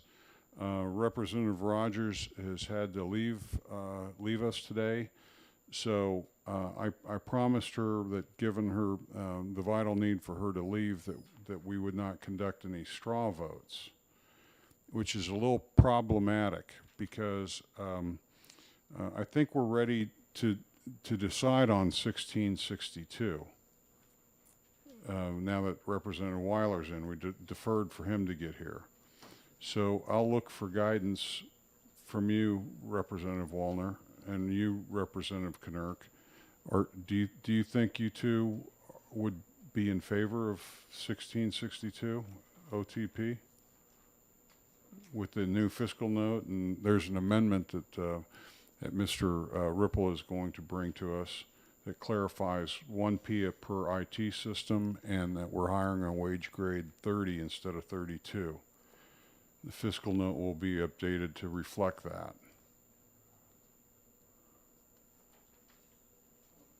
I don't want to put you under pressure. We can come back. But if you two are in favor of it, then I'd be comfortable having us hold our vote without Representative Rogers here. Just so the key was to say again for each program and to change the grade, and that's all you're going to be changing so far? Yes, sir. Yeah, It's not quite a program. It's per IT system. yes, so I'm it's sorry. what Thank you you. would call it a project. Yes, The you- program would be the amalgamation of all the projects. Got it. Sorry, I don't know that terminology as well. Thank you. I think it makes sense. Because we passed it out 18-3 in committee, and those changes you're making are very minor. The pay grade is just a reality. That's not something we worried about. And the other part is just a clarification, as you point out. I think it makes perfect sense. So I would certainly be comfortable with moving ahead with that amendment and moving on.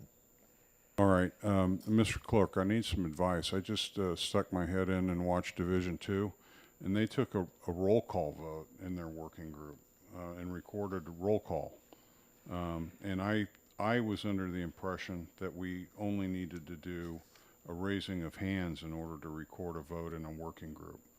So I could use some advice. If we're going to vote on 1662, should we do a roll call or a raising of hands?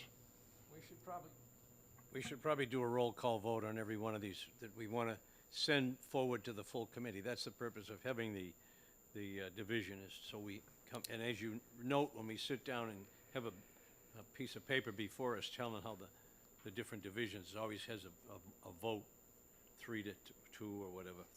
Okay, so I will do a roll call. I will entertain a motion to accept HB 1662 with the coming amendment that Mr. Ripple is preparing. The amendment will be limited to changing the labor grade and the financial analysis from a wage grade 32 to 30.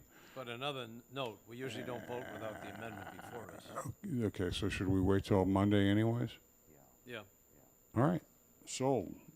No motion.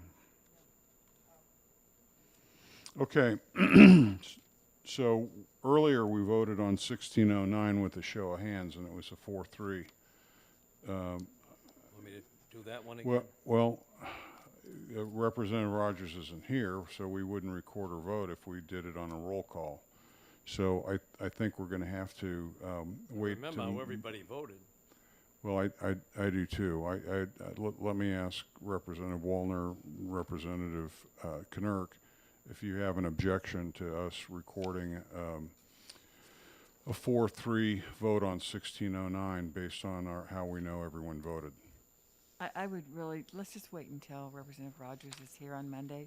We can go through these pretty fast on Monday, don't you think? I agree. I'm fine with that. So, I just know she'd okay. like to be here.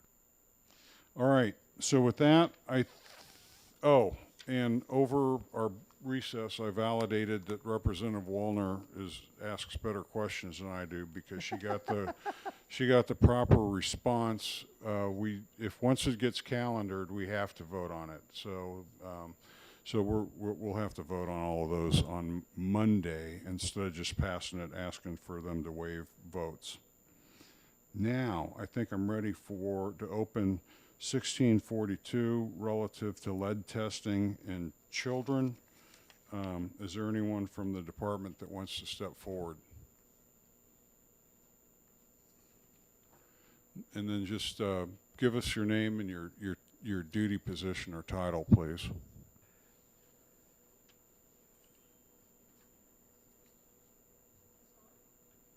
It's on now. Hi, my name is Beverly Druin, and I work for the Division of Public Health for the Healthy Homes and Lead Poisoning Prevention Program. DROUIN? Exactly. I think I've seen it before. Good afternoon, Michelle Roberge. I'm the Bureau Chief for Public Health Protection within the Division of Public Health Services. Michelle Drewer? Michelle Roberge, R-O-B. Oh, Roberge, okay, R-O-B-E-R-G-E. Correct, yep.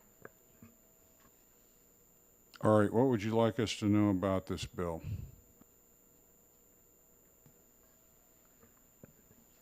At this point, I think we want you to know that the fiscal impact is negative for the Department of Health and Human Services. You don't literally mean negative. I think you mean neutral. You are correct. I do not mean negative. All right. Yeah, the amendment takes away any of the fiscal impact that we originally filed with the fiscal note worksheet. So the new fiscal impact is neutral, yes.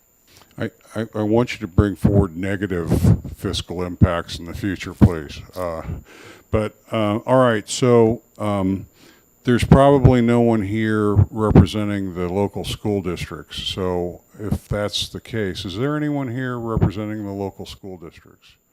Not seeing any.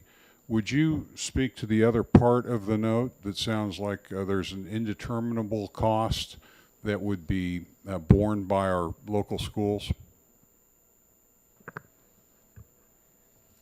From our understanding is that the concern was expressed regarding the need for schools and child care facilities to make sure that the lead testing was completed so that there would, and they're currently already doing it for other reasons, so it's just an additional check, if you will, for when the child either enters the school system or a child care facility.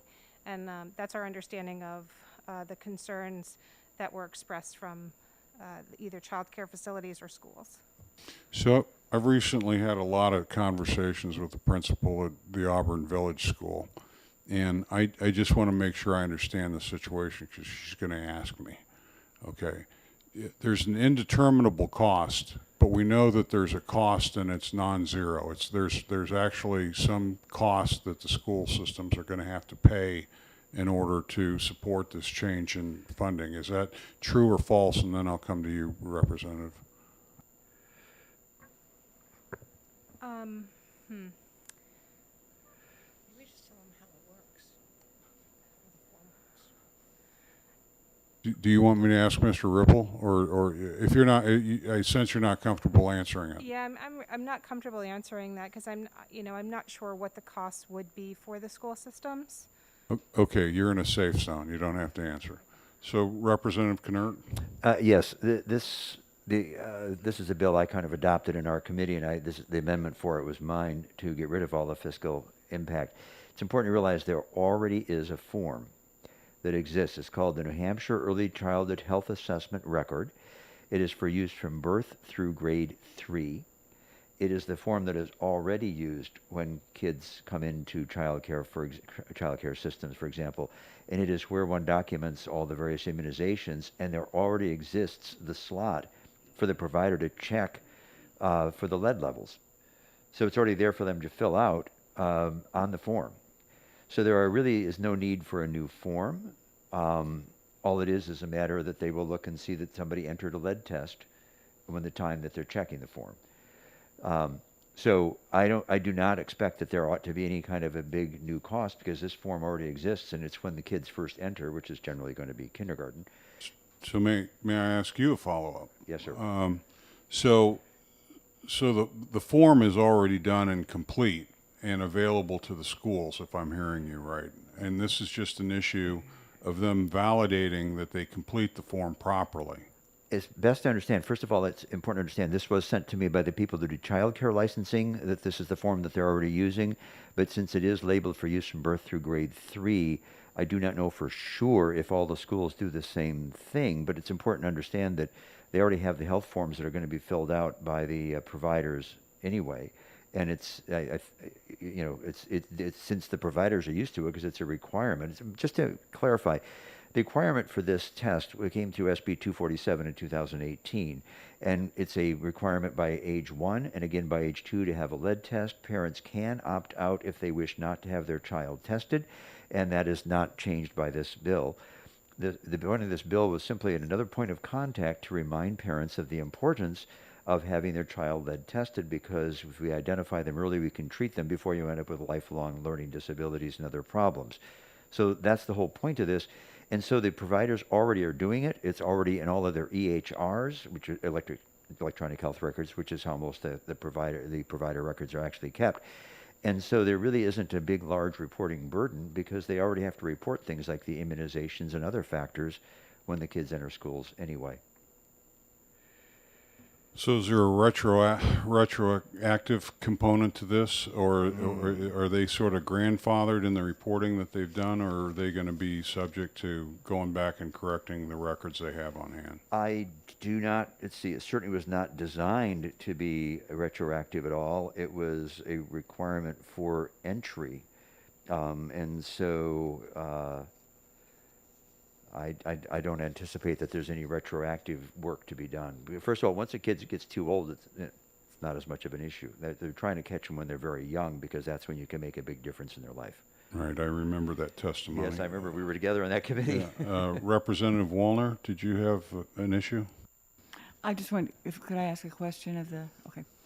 So I just wanted to know, sort of what do you see as the responsibility of the child care provider if a family does not have this done after the 6 months? Do you see child care providers having to ask families to leave their programs? No, that's not our understanding. Generally, they work with their child care agencies to correct any issues that that may arise. So we're not from the child care licensing group, so. Representative Knirk? Oh, Yeah, I'm sorry. I sorry. think I'm sorry. Knirk is going to respond to your Yes. issue. Okay. Yes, basically, I did the follow-up on that because that question had been raised, and I spoke to the child care licensing people, Melissa Clements, and because the point of this is not to be punitive.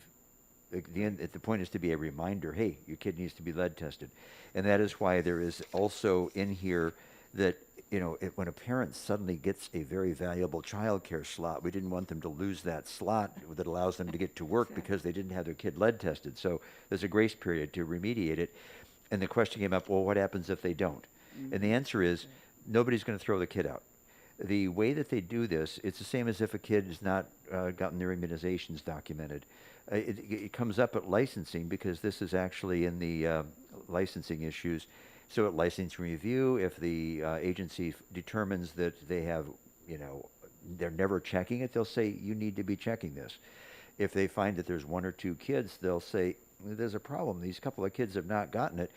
And the response will be the same as it is with immunization. They're going to try to work with that kid. They're going to ask the child care agency to try to remediate it, but they're not going to yank their license. They're not going to throw kids out. And that was there was a conversation I had with Melissa Clements, the director of child care licensing, bureau chief, I think it's called, just on Friday, I think it was. So we're okay there. This is not the idea is not to throw people out. The idea is to reminder.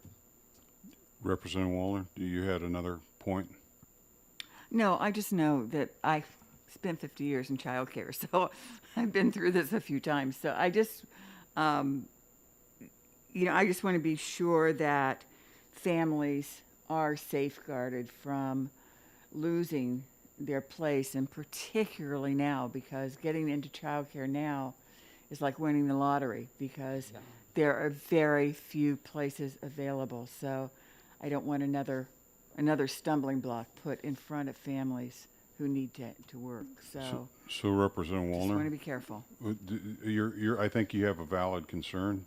Do you see an advantage to making that clear in this bill with an amendment? I don't know. I would have to see how we would make that clear. I guess I would want the department to comment on how it could be very clear. Remember, this is the finance department, finance committee, but I do see that this could have it could end up having a financial problem for a family if they lost their childcare position. So just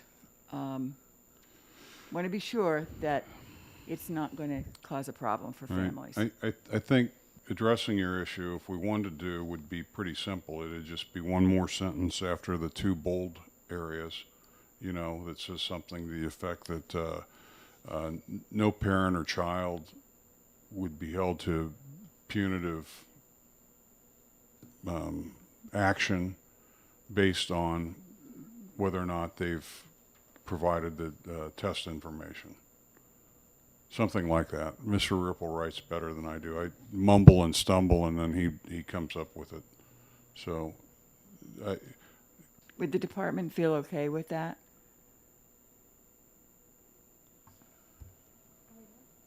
Yes, I think we would be fine with that. would you like to see that? I would like to see something that clarifies that this won't be used as a way for children to have to leave childcare. Okay. We would be happy to review any language and get back to you on any impact that it may have. I can speak to, currently the department, this would be treated no differently than the department is currently doing with childcare licensing requirements now. So any of the requirements that are currently in place, this would be treated no differently than what they're currently doing now for immunizations and other things. So there is no intention from the department's perspective to treat it any differently or be punitive if it goes beyond the 6 months period or anything. Representative Knert? Yes, indeed, because it is in the licensing. It's in 170E19, and that is the licensing statute. And that's precisely what Melissa Clemens said, that it would be treated precisely the same as all of the other licensing record-keeping requirements. It is actually just one part of the record-keeping. So, yeah, there's nothing here about a health issue of throwing a kid out, because there isn't. It's purely a matter of the licensing, and so that's not a expulsion. But I would have no objection. I didn't think about having that in when I drafted this amendment, but I would see no problem with it because that's the intent and that's how it's already treated. So we wouldn't really be changing anything. All right. So Representative Irf? Thank you, Mr. Chair. I apologize, but I'm really confused here. It seems like the law already exists that the children need to be tested and that the local school authorities need to report that. I'm going to read the sentence. The results of the child's physical examination shall be presented to the local school officials on a form provided by the local school authorities. So I'm curious as to why we need a new form, and I'm concerned about Representative Wallner's point as well. They shall be graded, I think that means granted 6 months Yeah. to remedy the deficiency. So the presumption is there that something's going to happen if they don't remedy the deficiency. And then in the next line, it basically the parents can basically opt out. Yes. So what is why are we putting the school officials through all this if they're already basically doing everything, including the testing? But they're not. That's the point. The bold is the new language. The other language is what's in statute, and that has to do with the standard physical examination and other things, such as immunization, that currently exist. The reason for this is that the lead testing requirement went into effect. Again, it was a result of legislation in 2018, but the compliance rate has been relatively low. Now, part of that is because we've also had a little problem with a thing called COVID for the last couple of years that has certainly interfered with people getting to their pediatrician and getting blood tests done, and so on and so forth. But the compliance has been relatively poor comparison to what it should be. The initial bill had all kinds of reporting requirements from the schools as to how many people had been tested, from the providers. All those were the things that generated the fiscal note, and it's for that reason that the amendment got rid of all of that stuff. But the point is, this is at a point of contact where a child enters into a system of either childcare or school as a reminder that, you know, it's really important your kid get tested for lead. And that was the reason this was put in, because the blood testing is not required explicitly for the school thing. I mean, they want to have the form, but we didn't ever say that for the child care they have to have the lead testing done, even though it should be. This is just a way to try to improve compliance with the testing. Follow up? Yep. And I thought I heard you state that the form, the current form, already contains the blood level testing checkbox or whatever it is on it. Yes, sir, it does, but they're not required to have necessarily filled that in the past. The goal was to make sure that that is actually done. In other words, there was no sort of checking to be sure it actually had gotten carried out as far as lead testing, whereas we already have the immunization in statute. That's pretty clear. So I think that was the whole goal of this, if I understand, but perhaps Mr. Oon could discuss that better. So you're accurate. The form already exists with the blood lead, the space on the form for the blood lead to be checked off that it's been performed, but the schools aren't. They're looking at the immunizations and not so much looking at the lead form, the lead checkbox. So what this would do is it would have the schools look at the entirety of the form to make sure that child had a blood lead level test, with the goal of increasing testing rates. And if parents had a child going into kindergarten or first grade that had a blood test, they would know that their younger children also need a blood test. Yeah. So it's to increase awareness and to improve testing rates. Follow up, go ahead. So how are you going to inform the schools of this, if this becomes law? How are you going to inform the schools that this is now the law?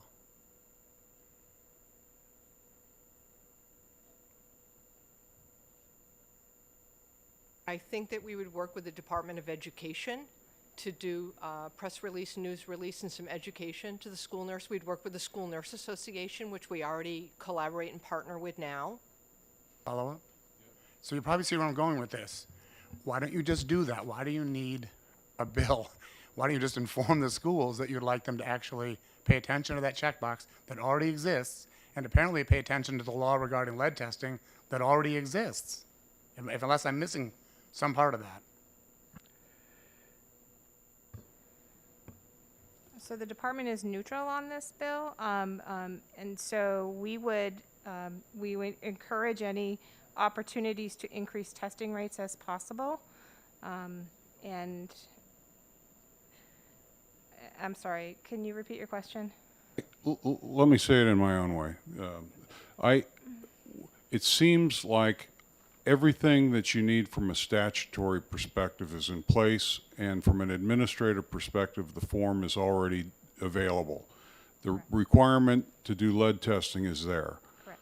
So we have a training and compliance issue. We don't have a statutory issue, it seems to me. So why couldn't this problem be solved instead of with this change to a statute, and instead be solved by just better training? You know, the department does do coordinated outreach to physicians and to schools where we can. This is just another opportunity to increase the awareness that this is an important public health issue, and to make sure that parents at the local level, they're getting that another communication with the schools around the importance of lead testing. So have we tried in better training? And because I just hate going to the club of additional laws when everything's already in place and we just need to do more training. Have we tried the better training approach and it failed? So we've had a full-time health educator on staff since 2015, working with healthcare providers, our HUD agencies, our school districts, our school nurse associations, and our testing rates for 1-year-olds is in the 60 percentile right now. All right, Representative Knirk. Yeah, just to answer Representative Erf's question, in terms of why does it different, we're actually trying to treat this so it is the same. If we look at immunization, yes, we have a law that you have to be immunized unless you have an exemption to it. But in 141C20, Section 2, it says no child shall be admitted or enrolled to a school or child care agency unless they are immunized as listed under paragraph 1. So the point is, in statute, we say, yes, you got to be immunized. Here, we also then add, and if you're going to enter a school or child care, we need to be immunized.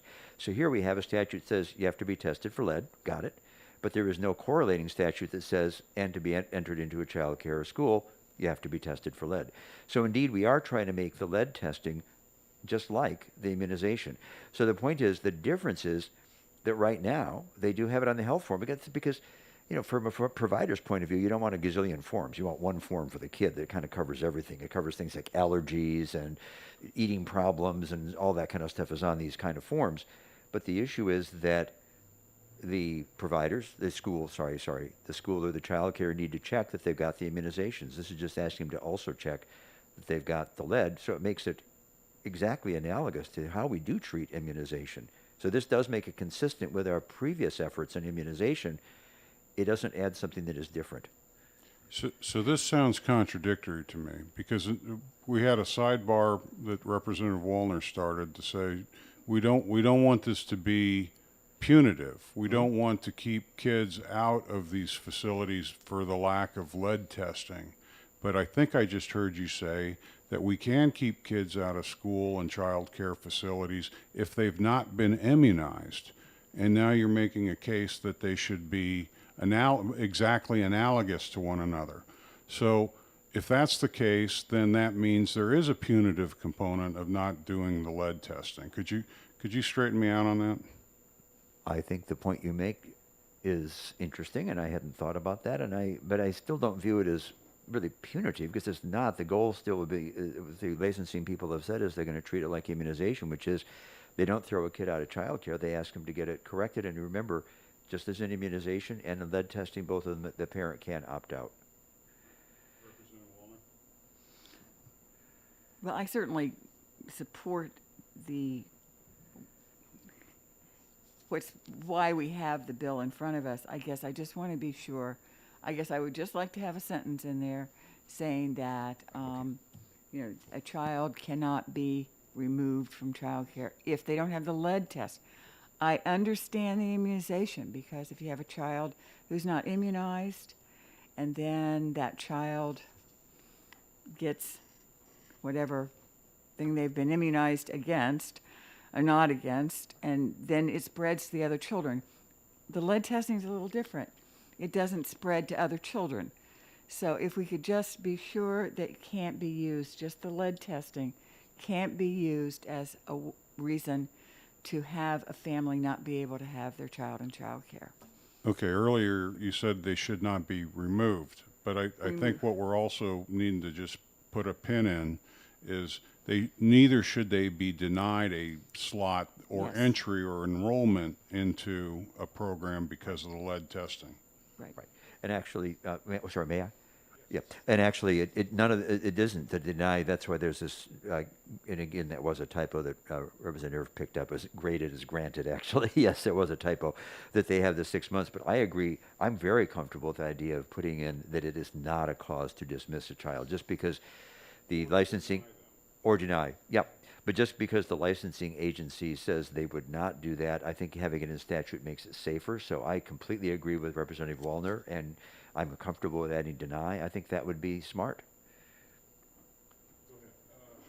Go ahead, Representative Weiler. I have two questions. How prevalent is this affliction or children having lead, and how much does the test cost?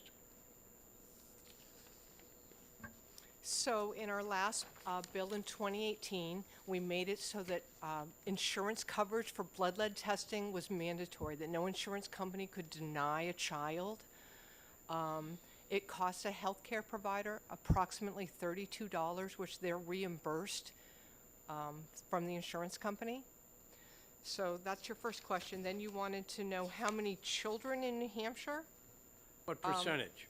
What percentage of children tested? So we had, I'm looking here through my recent data, we had 682 children last year who had elevated blood lead levels over 5 micrograms per deciliter. So So that represents approximately 1/2 of 1% of all students? I'm sorry, I don't have that at my fingertips. I can Okay. find that data for you. So you're asking me, of all the children who enter into kindergarten, what percent would have an elevated blood lead? I can find that out for you. Okay, if it's phrased that way as opposed to all kids, then the number sounds like it's probably more around 10 or 12%. So what I can tell you is 40% of the children who are in K through 12 right now here in New Hampshire, 40% of those children have had an elevated blood lead test at some point in their lives. Okay, and you said that commercial, to Representative Weiler's question, you said that commercial insurance reimburses the $32. Yeah. Okay, but I think only 60% or 60% of New Hampshire kids or thereabouts is covered by commercial insurance. So who's paying for the other 40%? So children who are insured by Medicaid, Anthem, Tufts, Blue Cross Blue Shield, all the insurance carriers, those insurance carriers have to cover the cost. We have the WIC clinics who are doing blood lead testing for children who might not have a medical home. That blood lead testing is provided free of charge to those children. Do you have a follow-up, Representative Weiler? No, thank you. Representative Knurk, do you have another question or comment? Comment. I was trying to find the information. I don't have it right now, but basically it's important to understand, and we, both Rep. Edwards and I, spent a long time listening to this when we had the lead bill 247 back in 18. New Hampshire has the oldest housing stock in the nation, which, of course, the housing and the lead paint is the primary source of lead poisoning, but also it does come about from contamination in the soil as well. And it leads to incredible problems with children in terms of learning issues and behavioral issues and so on, and is a incredibly important preventable illness. The point is that many, many children can be exposed, and the problem is trying to pick them up early when we can treat them and chelate out the lead, and also then we may know that there's a younger sibling who can then be protected by remediation, and part of SB 247 was money to help remediate the housing stock when necessary. It's going to cost, I think the estimate was somewhere close to $1 billion with a B to remediate all of the high-risk housing costs in this state. So we can't just scattershot do it. So though it may be a small amount, it's extremely important as far as a screening test, and that's why it was passed in 2018, and that's why Ms. Drone is here. So I'll tell you why I'm unconvinced at this point. I'm unconvinced at this point because it sounds like everything that's needed legislatively is already in place, and what we're missing is the training component. That we're looking for a reason to go out and train them to do what they already should be doing. And I'm just reluctant to pass additional laws. Rational people will act in their self-interests. If they knew how important this lead testing was, and that the schools needed to look for that bubble that's filled out on the form and report it, I just don't see the value of adding to the thickness of our RSAs. May I respond? The point is the schools are not currently required to do that. Again, they are for immunizations. The fact that it exists on the form is because the provider, just say we don't tell them that they need to check, does the kid have an allergy? That's on the form. What we're asking is, what this bill asks, is that they would actually check it, because the schools and child cares are not required to check it. It's just the spot exists on the form, but the provider may not fill it out, or the child may not have been tested, and nobody knows that. Nobody picks up on it because it currently is not required that they look at it. The whole point of this is to ask them just to take a look at it and say, yep, lead test was done, both childcare and school. Are there any other comments from, or questions from the panel or from anyone in the audience? Do you two ladies have anything more you want to say? You've heard a lot. I think that the only add-in comment that I would add here today is that other states who have put these policies in place in school, the data's shown that it increases testing rates. Testing your children early is the only way for an intervention to reverse the damage of lead poisoning. It's an invisible thing that happens. It's not self-evident to any parents, so you don't know unless you're tested. But if you do have early intervention, then the damage can be reduced and that child can be back on mainstream. And if there's not early intervention, there's downstream cost that people don't often see, and the downstream costs are to Medicaid, to the insurance company, to the juvenile justice system, to special education. So what we try to do is we try to test these children early and often so we can get them the intervention that they need so that they're not a lifelong burden on our system here in New Hampshire. And that's what lead testing is all about. Would you believe I could agree with 100% of everything you just said and say that you are so powerful in the way you say it that a training program would have people behave rationally and go get the form isn't compelling behavior. The presence of a form doesn't solve all the downstream problems you said. It's the act of the parent to take the kid to go get tested, and this form isn't going to do that anymore if we compel it, because I think that's what we're avoiding. This is intended to compel parental behavior that the state expects of them, and we're going from instead of trying to work the voluntary angle and the rational behavior angle, we're going to a compelling the parent, and that's what I'm not convinced on. But I may misunderstand this, so go ahead, Representative Knurk.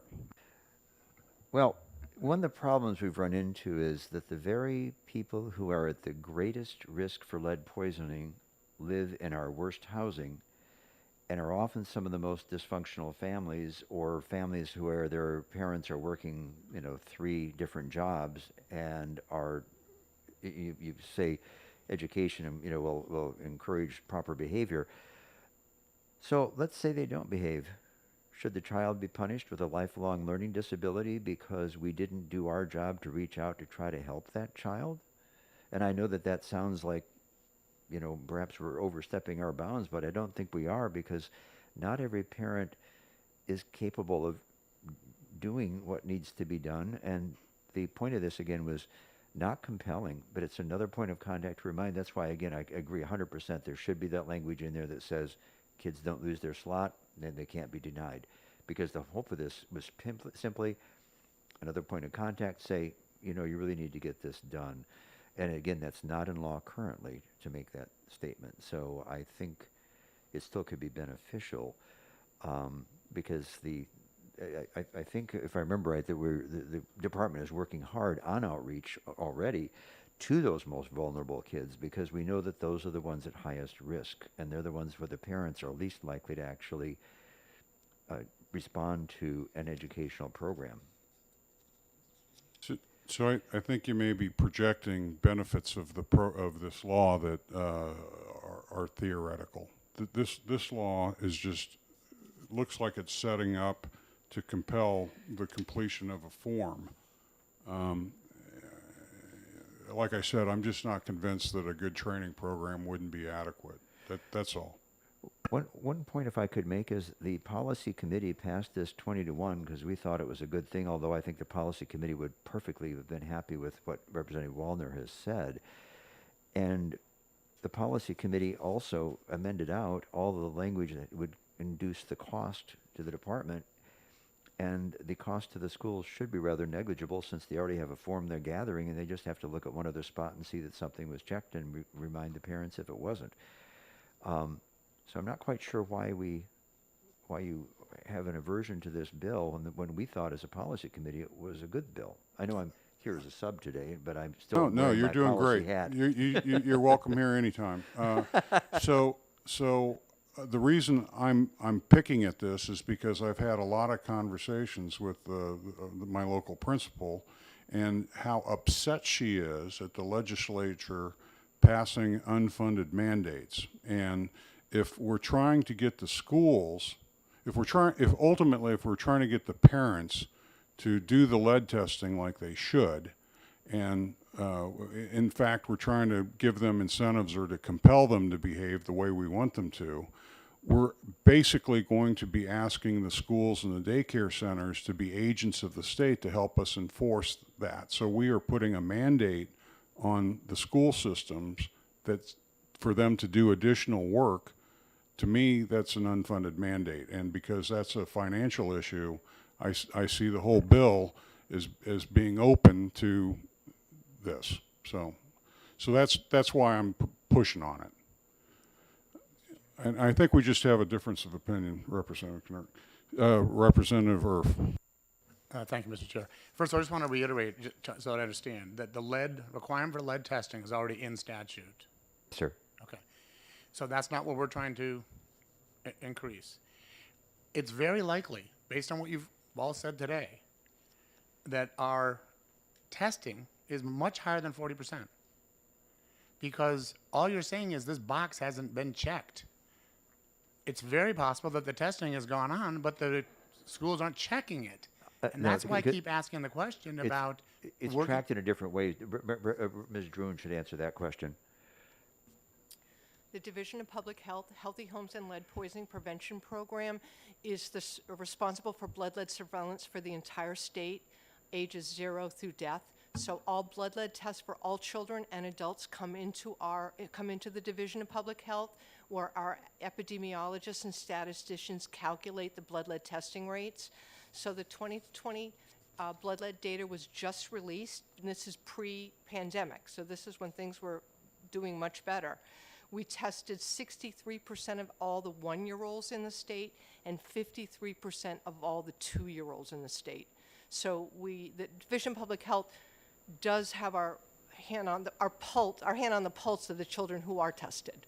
It's reported directly from the healthcare providers and the commercial labs, the LabCorps, the Quests, the Mayos. Follow-up? Go ahead. So the bottom line is that the statute requiring the lead testing that's what's not working?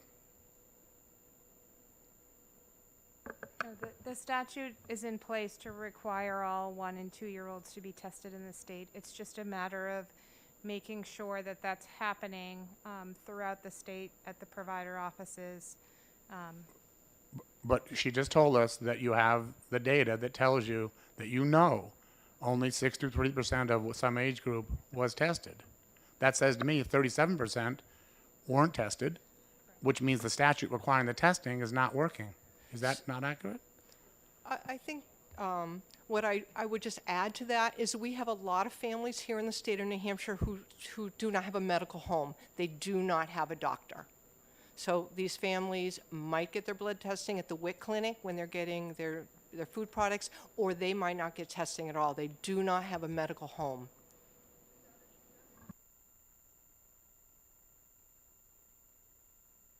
I think you're doing very good. This sounds adversarial. We're really just trying to dig in and understand, okay? So Socrates even did this sort of thing. So, Representative Knurk. But Representative Erf is sort of right there in a sense it isn't working the way we want it to. We'd like to have, closer to 100%. That's what the goal of this bill was, is to another point of contact where people, where we can actually have a contact with a parent to remind them that it's important. That the goal of this was simply to improve that compliance because it is not working as well as we would like it. Again, the original part of the bill had reporting by individual providers with all kinds of data. That was what actually induced or caused the fiscal impact to the state, and that's what we amended out because there was no appropriation. We knew that there was no way that that was going to be able to pass. So all of that, which would have been perhaps a cleaner way to try to track it and find out which providers are doing the testing and not. It was just not reasonable to consider without an appropriation, and we knew that was not forthcoming, so we amended that out, made it just a point of contact. All right. Have all the committee members asked their questions? Department, have you told us everything you think you want us to know? All right. So we will not be voting on 1642 today. Representative Ripple. Dr. Ripple, I should say. No, Mr. Ripple, would you work on an amendment to, we'll call it the Wallner Amendment, to stick the clause in there that this is not to be used punitively to deny enrollment or continuation of their position in the school or the daycare center? Sure, and that was my only question, is whether you wanted it to apply only to Section 2, child daycare centers, or to public schools in Section 1 as well. I would do both. Now, on the daycare center side of it, we're kind of getting up into the private businesses, but we're saying that this is a reason not to deny them enrollment, which I think is fair, because lead poisoning is not contagious to the best of my non-medical knowledge. So. And I agree with doing both, sir. Thank you. All right. Okay, so with that, 1642 is recessed until Monday to consider an amendment.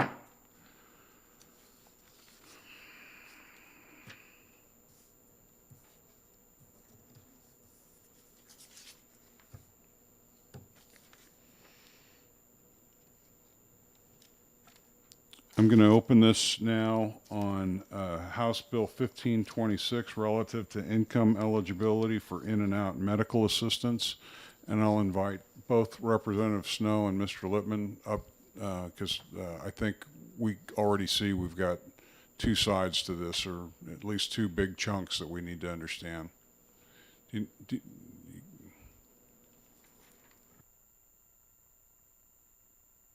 And then Representative Snow, if you'd lead us off on what you'd like us to know about your bill.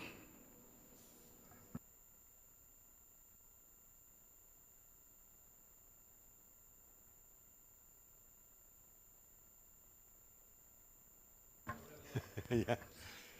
On the surface, this bill seems relatively simple. House Bill 1639, which was passed in the last session of the legislature, asked the Department of Health and Human Services to take a look at the minimum qualifying income for Medicaid in and out, which they did. And that bill was submitted with some recommendations about how to move ahead. And there was recommendations about how to be funded through the department. This committee was concerned about some of the implications of other financial issues that were going on and felt that it was necessary to suspend new funding for that program for this biennium. And this bill is simply a request that if this situation is stabilized at all, we would like to request that suspension of the funding for this program be lifted so it could be funded beginning July 1st of this year for the second year of the biennium and thereafter. I think it's a very important bill. We have fallen somewhat behind in bringing it up to date, and hopefully we can move ahead and make it more effective both for clients and for a lot of the providers in the state. And I think I'll leave it at that. There's any questions? If you want details, I'll do my best. I have two questions for you, Representative Snow. One, when we caucused on this, the Republicans, we should have brought the Democrats in to make us smarter, but we didn't. None of us could remember how these payments got suspended in the first place. And our theory was that the suspension of payments was initiated by the other chamber. Do you know the politics of this, of who did this? No, I don't. I just know that we assumed that it was going to be funded, and all we heard was that the Finance Committee felt uneasy about the availability of the funds and decided to suspend. They didn't say whether it was the Senate or the House. I never got any feedback on that whatsoever. Mr. Lippman, it looked like you may have know something. For the record, Henry Lippman, Medicaid Director.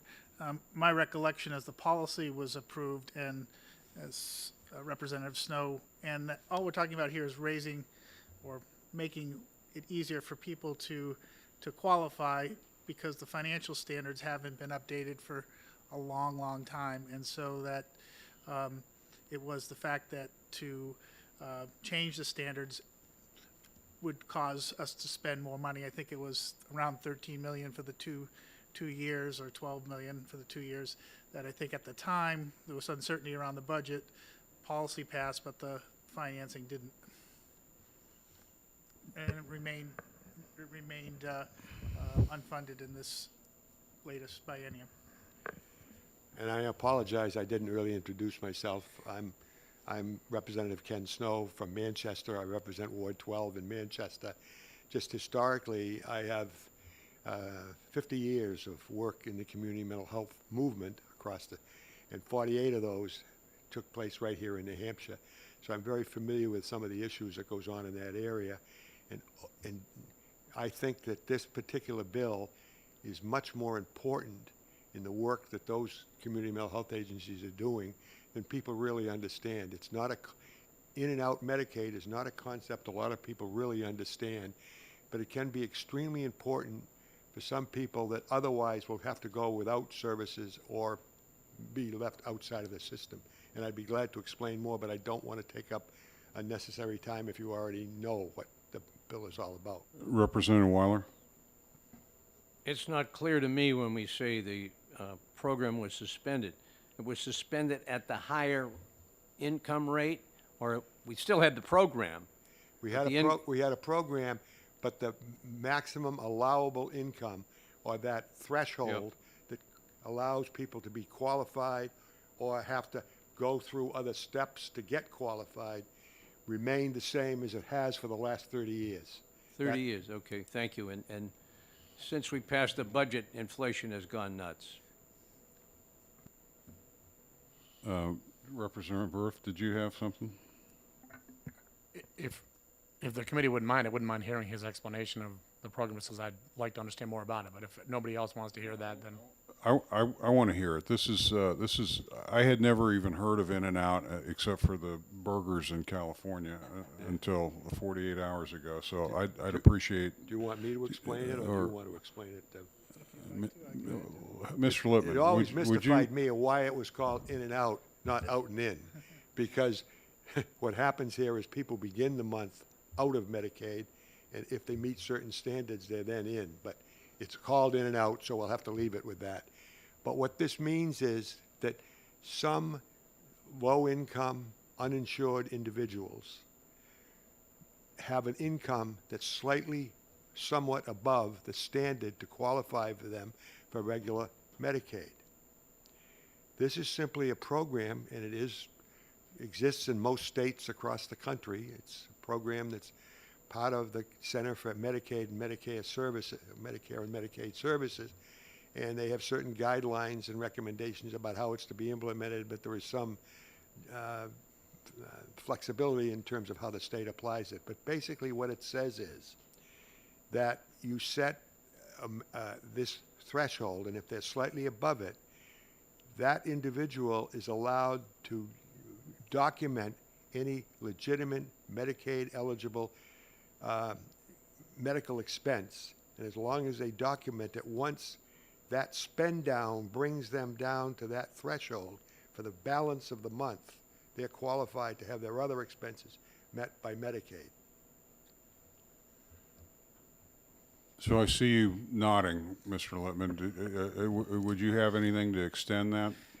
I think in terms of the limits, I think if I'm remembering right, and Don Landry's policy person is in the back here, she can correct me if I'm wrong, but for example, it allowed for your housing expenses to be $590 a month. And we know, if you remember during testimony, that you can't rent typically at that level anymore. So the problem is people have expenses that are not considered, and they don't remain on Medicaid unless they incur medical expenses. So I think what the idea here is that from the provider and the patient's standpoint is to consistently know that you're going to be covered by Medicaid without having to go through a process of redocumenting every month that you've had, you're poor enough, if you will, and you've had expenses large enough to go on the program. Representative Irv? So just so I understand, that makes perfect sense, and thank you for that. So he spends some money, gets down to that income limit now that Medicaid picks it up. When the next month begins, does he then still have to spend down to that, whatever that level is? So it's an ongoing process if you're right across the threshold? Yes. And I think we estimated around 1,000 individuals are on this threshold. Thank you very much for the explanation. I really appreciate it. So these are people that are on ongoing care programs. Yes, And when you this say, really only applies to people, low-income people who are uninsured, who have ongoing and pretty overwhelming medical expenses that would be impossible to meet with whatever income they would have available to them in any way. That's really what it is. And speaking from a community mental health standard, many of the people that we dealt with over the years are people that are certified as having a severe and persistent mental illness, which means they need ongoing care over a longer period of time, both in terms of services and maintaining of medications and other things to keep them on an even keel and so they can function comfortably in the community. And this is very valuable to them because some of them do have income that puts them slightly above that minimum threshold that gets them in, but this allows them to continue. I will have to say that the minimum income that's used here in New Hampshire is among the lowest of anywhere in the country, frankly. The minimum income, which is 30 years old, back in the early 90s when this was established, that minimum income was set at $591 a month for a single individual. Now that's a little less than $150 a week to meet all your expenses. And I would challenge anyone in this room to think they could meet all their expenses on $150 a week. There was a time when you could easily do that, but you can no longer do that. And that's what we tried to do, is to bring that standard up. And thanks to Mr. Lippman and the state, they did do a very good job of getting a much better standard. That accomplishes two very important things. One is it means that the spend down they're going to have to pay each month becomes less in order to meet the standard, because suddenly the threshold is raised to a higher amount, so they only have to go to that level in order to qualify.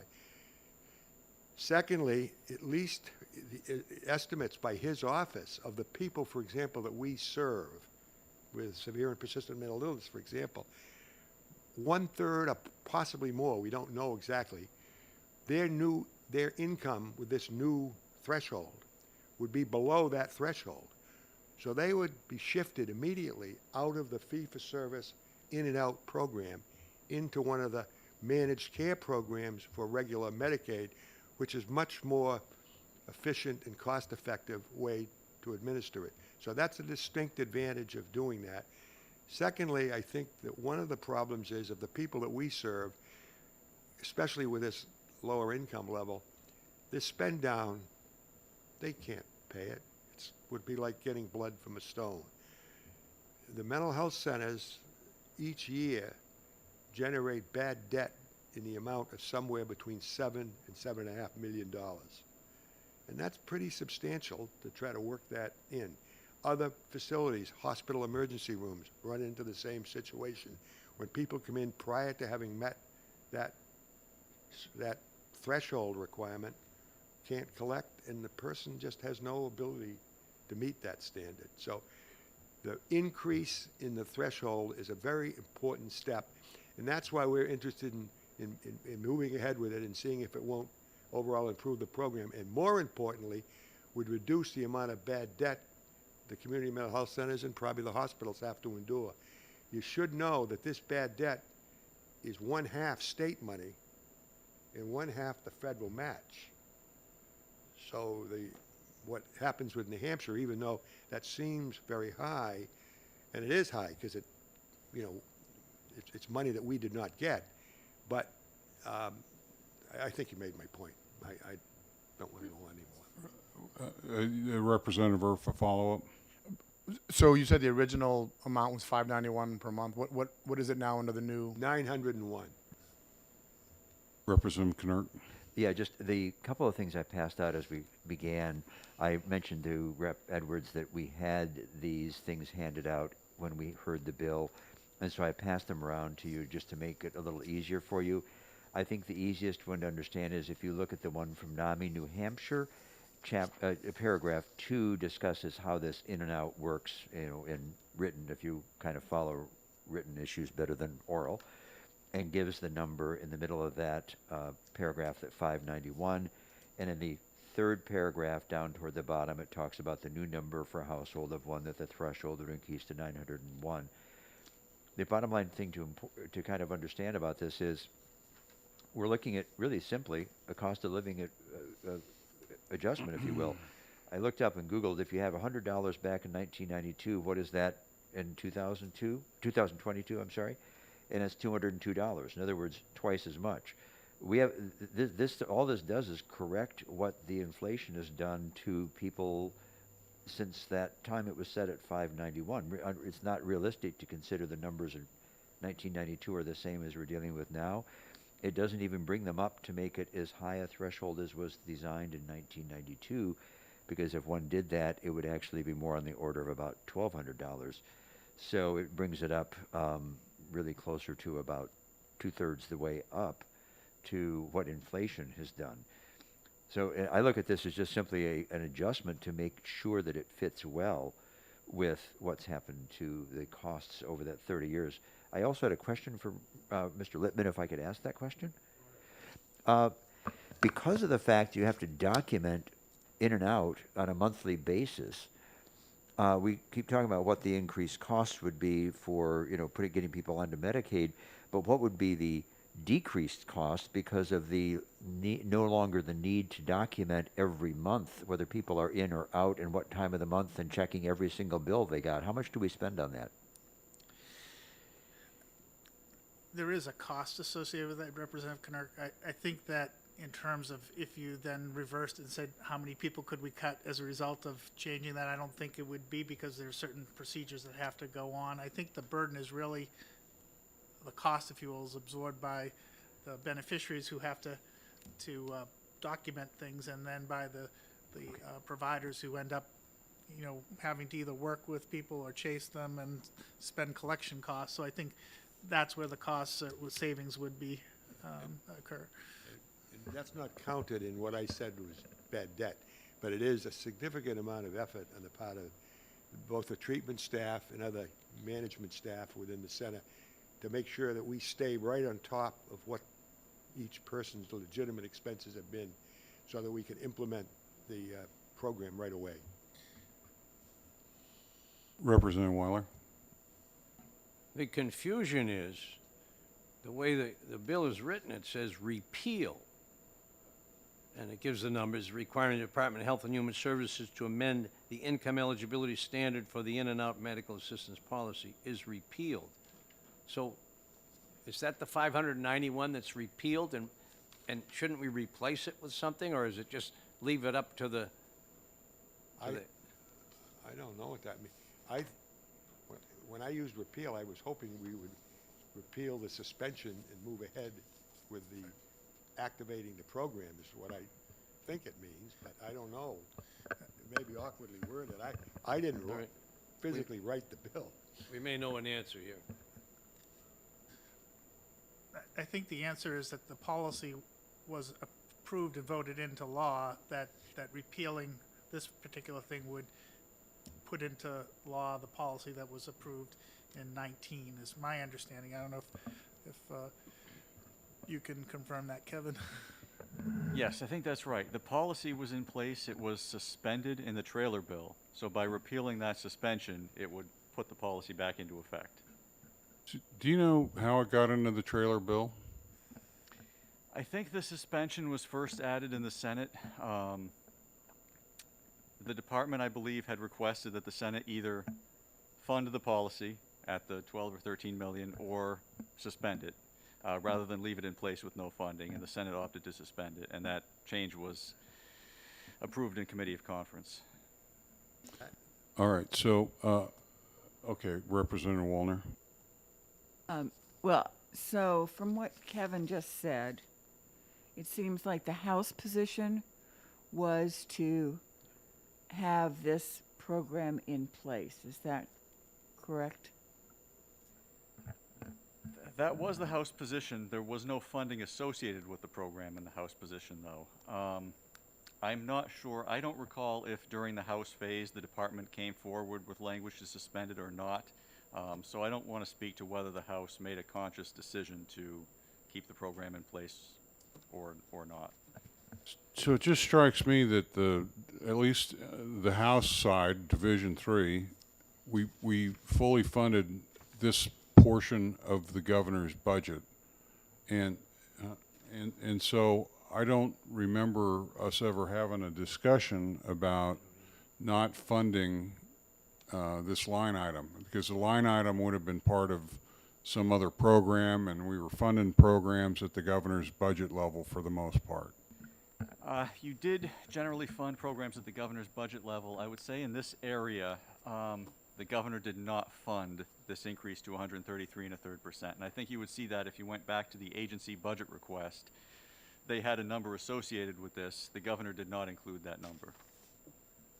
Ah, so the plot thickens. It's the governor who didn't want to fund this. Finally, we got him.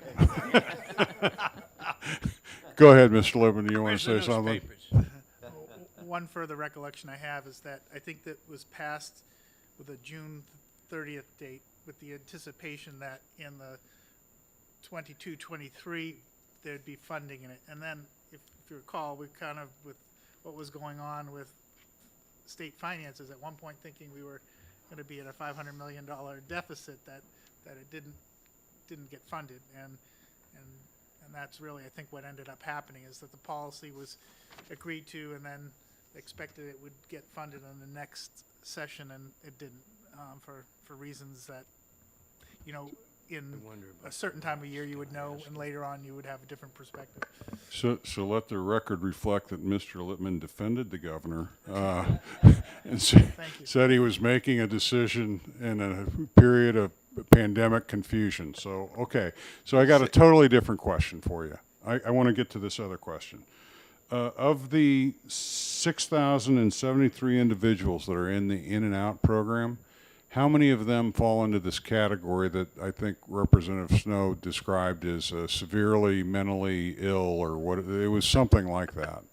About, well, I can tell you, the last time we counted it exactly, it was just under 2,500, about 2,464.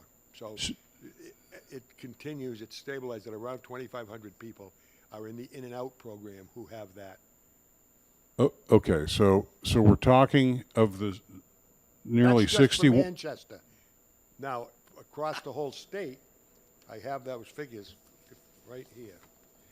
Across the whole state, no, I'm sorry, you're correct. It's 2,500 for all 10 mental health centers.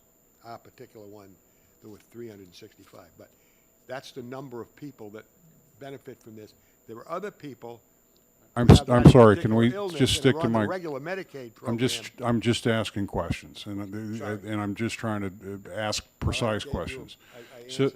So I think the answer, and let's correct the record if it's not right, but it's 2,500 of the approximately 6,100 are those with severe mental illness, a diagnosis. And keep in mind, some of that 2,500 also have co-occurring medical problems that also add to the dilemma they have. I mean, older people can have diabetes. So where I'm going with this is, Mr. Lippman, is there a way to do, I'm concerned about maintaining the vibrancy of our community health center infrastructure. Is there a way to carve this out so that we, you know, much like we did with the adult dental benefit, is there a way to carve this out so that we can authorize some money for the severely mentally ill? The answer, unfortunately, I think is no, with a but. I asked anticipating that might be your question, I asked Don Landry to research it a little bit. New Hampshire, in establishing disability and the like, became what they call a 209B state, meaning that we could set our own criteria versus having to go on federal criteria. And that goes way back to, I don't know, maybe the 80s? 1972, sorry. And when you have that status, you have certain flexibilities of setting your own state-specific criteria, but there's a condition with that, with this particular program. And I don't think you'll find trouble based on the venture discussion with who you do have to cover. You have to cover the blind, the disabled, Don, who else am I missing? Nursing home. Aged people who are in maybe not in a nursing home, but just aged, old and poor, if you will. Those are the ones you do have to cover. So you could limit it to a certain group of what we might call fragile individuals in the community, but you can't just do mental health. Okay, so if 2,500 are severely mentally ill, that leaves about 3,600 others. Are those 3,600 others, are they big beneficiaries if we were to approve this in and out modification? So we anticipated about another 1,000 individuals would come on to the program who are now going out on a monthly basis. It's hard to predict because you don't know how people's incomes are changing. But I would say that the current composition probably is as good a perspective of the number of people who would benefit or not. So if 40% are mental health, I couldn't come up with a better number for you, unfortunately, without having the actual experience. So I'm going to assume what you just told me to my question is that they are also equally demanding customers for or beneficiaries of the in and out program. That the consumption rate between mentally ill and the others, it's the same consumption rate. If we're talking about their monthly medical expenses, there is variability. I think that I was talking about their income levels to be able to qualify for the program. I don't have it off the top of my head, but we do have specific categories of what their managed care costs were, and that's, I'm sure we took, in developing that estimate, that we took the current blend of beneficiaries to come up with that estimate. It's been a while since we looked at that. Okay, so it's impractical to do what I'm trying to do, which is to find a way to do a carve-out that addresses the greatest needs, because they're all of equal needs, and we have the 209B or whatever that sort of would rope us into doing all or nothing. It gives us flexibility elsewhere, but in this particular instance, it does require us to cover certain fragile groups, the All right. disabled, the blind. Representative Weiler? Thank you, Mr. Chairman. Mr. Lippman, while we're slightly different subject, but I know you track a lot of numbers. So while we're talking about HHS and spending, I'm curious, have you any idea how much you're going to lapse? I think I need to consult with Karen Rounds to give you a number on that. I think our concern, honestly, in terms of the Medicaid budget at this point is, just the beginning of this month, the feds issued what the unwind guidance is, and so we've been getting enhanced FMAP, the extra 6.2%. What's going to end up happening, though, is in the latest guidance saying that you could only disenroll up to those people who aren't eligible, up to 1/9 of your enrollment, which means we're going to probably, for example, if it ends the middle of July, we could start disenrollments beginning August 1st. The enhanced FMAP is going to end in September 30th, and then we're going to have a tail of a number of months where we're still going to be working to get the enrollment down, and that's where I think we're concerned about the adequacy of what we have today, it looks great, but in terms of how long it actually takes to bring the enrollment back to, the pre-pandemic level, we think we're going to get there by, April at least, and that, but we're concerned about whether there is a lapse in the Medicaid spend itself because of that. Well, there's still a lot of vacancies in employment, right? Yes, and that's where I think I need Karen to Okay. to opine. Let Mr. Ripple know so he can inform us. Thank you. Sure. Yeah, so this is leaning towards us waiting until Monday to take a vote anyways, so Okay. we've got some time to get that data. And I noticed that Representative Wallner is a co-sponsor, so I should have been asking her to explain this whole thing to us. No, Mr. Kins knows the expert in this one. Thank you. All right, do we have any more questions from the committee members? I'm not seeing any. Mr. Lippman, oh, wait a second. Go ahead. Just getting back to that issue of carve-out, how cumbersome would it be to even do the identification of sort of what they're, because most people don't have a single diagnosis. How cumbersome would it be to say we're going to carve out treating only this particular issue? And actually, would it be if you were eligible via having severe mental illness, would that enable you to get coverage for all your other medical things? So it's either, you have severe mental illness, you're covered for everything. If you don't, you're not covered for anything. Or would it be selectively only covering their mental illness? How cumbersome would it be to make those determinations? So to save time, I've withdrawn the idea on the carve-out. It's not Okay. practical. Do you still want the answer? No, I think, because I don't need it then, because if it's not in play, not in play.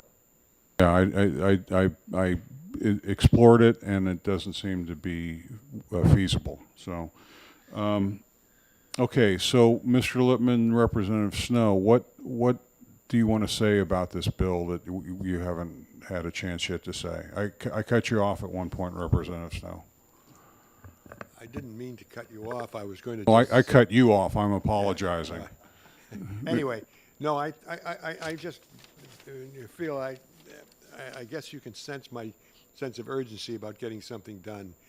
Over the many years I've worked in this thing, I've literally interacted with thousands of people that have this severe problem in life with ongoing and persistent mental illness. And I'm sympathetic to their struggle, and I would do anything, I think, to try to find a way to make their life a little bit easier, and not having to make them struggle about documenting how much service they've gotten at the beginning of the month, making sure that we have them. I think some of the steps that the state's taken by getting a third of the people that are presently in and out into the regular Medicaid programs are a huge step in the right direction. It is going to cost a little bit, but what it costs the state is automatically going to reduce the amount of bad debt the nonprofit organizations that contract with the state to provide service to these individuals come down, so that there is a trade, and keeping in mind the fact that that change is we lose all of it, you only have to put in half of it if you follow the logic. So I just hope I would love to have this committee be creative if you could only find some way to move this whole thing ahead just a little bit. I'd rather see it for everybody, the way it was originally intended. So people with kidney disease, COPD, diabetes, other illnesses would have the same privilege. But, and quite clearly among the people that I work with, a lot of them, especially the older people that have been around for a long time, they have very complicated situations with physical problems which compound the kind of medical problems, as you can imagine. Makes them much more difficult to manage. So I hope we can find some way in the very near future. I would be very disappointed if the suspension could not be lifted during the second year of this biennium, but I certainly hope that the scheduled implementation of this beginning July 1st, 2023 will take place as it was supposed to. Is that something that Do I understand you to be saying that if we change the effective date, the act shall take effect upon passage? If we change that, the act will take effect 1 July 2023? Well, to my way of thinking, the law is on the books now, and it should be funded within. It was suspended for this biennium. The additional funding was suspended for this biennium, but not beyond this biennium. So my assumption is that unless some other action is taken, to shoot this idea down, it would automatically take effect in July of 2023. All right. The law is on the books, in other words. Yeah, Mr. Lippman. So we get a 50-50 match on this, I understand. So that means if the state's going to put in 5.37, the feds are going to put in that much, so we're talking approximately $10.7 million total. Ultimately, who is the recipient of that money? Will that 10.7 basically flow almost entirely to our community health network? What would happen is it'd be treated just like any other insurance premium, like we would pay the capitation rate to the MCO, and the MCO would pay the expenses as they're incurred, whether they be at a mental health center or what have you. So it would flow the normal way that we covered generally most of the Medicaid population. But that's for the people who are All right, so give me an idea of what that is. Does that mean 90% will go directly to our providers? So the minimum under our statute in general, in the whole program, is the minimum of 85% is by law, has to be spent on medical services. There's a margin for, a 1.5% margin allowed for profit built into the rates. There's the premium tax, which is 2%, and then the balance to 85 is administration costs. One argument I've heard, and I'm just curious how you respond to it, is that the state, when we mandated that the community health centers had to provide mental health care, that we also agreed that since we were giving them a burden, that we would pay 80% of their costs, without documentation of volume, and that because we're already paying 80% of their expenses, this bad debt, although it sounds significant, in effect is not all that dramatic because we've already covered 80% of their expenses. Would you speak to that? Or can you? Does that sound familiar? It doesn't, honestly, but it could be before my time. But I think the way that mental health centers receive a large portion of their money is through a sub-capitation arrangement that they have with the managed care organizations, and so there's a portion that they get fee-for-service, which is outside of that. But I don't have an answer to the 80% issue that you mentioned. But I think that the financial position of the managed care organizations, the mental health centers, is really that we're going to provide this service. You're just because you haven't raised the income limits since 19 whatever the date was, that we're having to absorb that. That doesn't seem fair to the clients that we serve or to us. I think that's what the argument basically boils down to. And I think the continuity of knowing that you have coverage and you're not having to worry whether you're in and out is probably therapeutically beneficial to the client as well. All right, thank you. It was a tough question. You did it pretty well, given that I probably was making things up there. So, Representative Snow? I think we also need to keep in mind we're talking about two different groups of people. You talked about the 80% and so forth. That's for the people who are in the regular Medicaid program under this jurisdiction of one of those three managed care companies that run it. the people under the in and out program would not be considered that way, because there is, the only reimbursement that we get is the fee-for-service fee, which is the same fee that everybody else pays. We don't raise the fees on them. It's the same fee. We only collect those fees once that spend down has been met. And that's what I'm trying to seek to avoid, and that's what adds up to that debt, which is pretty substantial.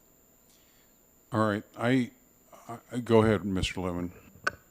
Try to respect where you were going with this originally. If you mind, I could ask Don Landry a question here, because I'm wondering if there is a, while we can't rule out the blind, disabled, the fragile, I just want to confirm with her, if I could.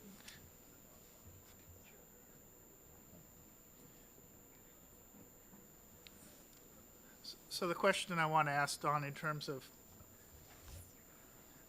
while there are these groups that we have to include, which groups could we not include? Are there any in terms of this? Hi, good afternoon. My name's Dawn Landry. I'm a Medicaid Policy Administrator with the department. So it's called a medically needy group. Generally speaking, medically needy is an option for states, and right now the only groups we could potentially eliminate would be for like pregnant women and children, but I would not say 100% for children, because I do believe we still have maintenance of effort requirements for kids. Other than that, we do have to have the spend down program for the age blind and disabled. Thanks. All right, so I want to reaffirm that I am not interested in carve-outs. Yeah. So I think we're full. I think we've heard everything. You know, part of the reason I've had so many questions, I just was unfamiliar with this program, and I still feel like I pretty much am. I think if I were to summarize what we're talking about doing, is we're trying to make up for 30 years of holding eligibility levels flat, and that just by recognizing some inflationary effect, some, not all, it in effect would increase our costs at the state level by about 5.3 million, doubled if you include the federal money, of which about 85% will flow to our network. So, so these are vital resources needed for a major component of our entire network of community health systems. So, I just need to go back to my boss and her boss and find out, you know, because the governor's going through a process, right? He's got this program where he's looking at all the things he wants to spend some of the excess revenue on, and I just want to see where this program racks and stacks in the governor's vision, and to what extent that we would need to, you know, negotiate something there. So I'll try to get that done by Monday, which is not easy given we have 3 session days. So if maybe the governor will just come visit me on the floor, maybe. Yeah. All right. So if Representative Snow, I was just trying to wrap up. I just wanted to thank you for your patience and listening to what we had to say, and I hope somehow between us we can come up with some kind of a solution to meet the needs of this very needy group. Thank you. All right, thank you. So with that, I'm going to close the hearing on HB 1526, and I want to open up what might be a relatively short conversation on 1531. Is there anyone here to represent 1531?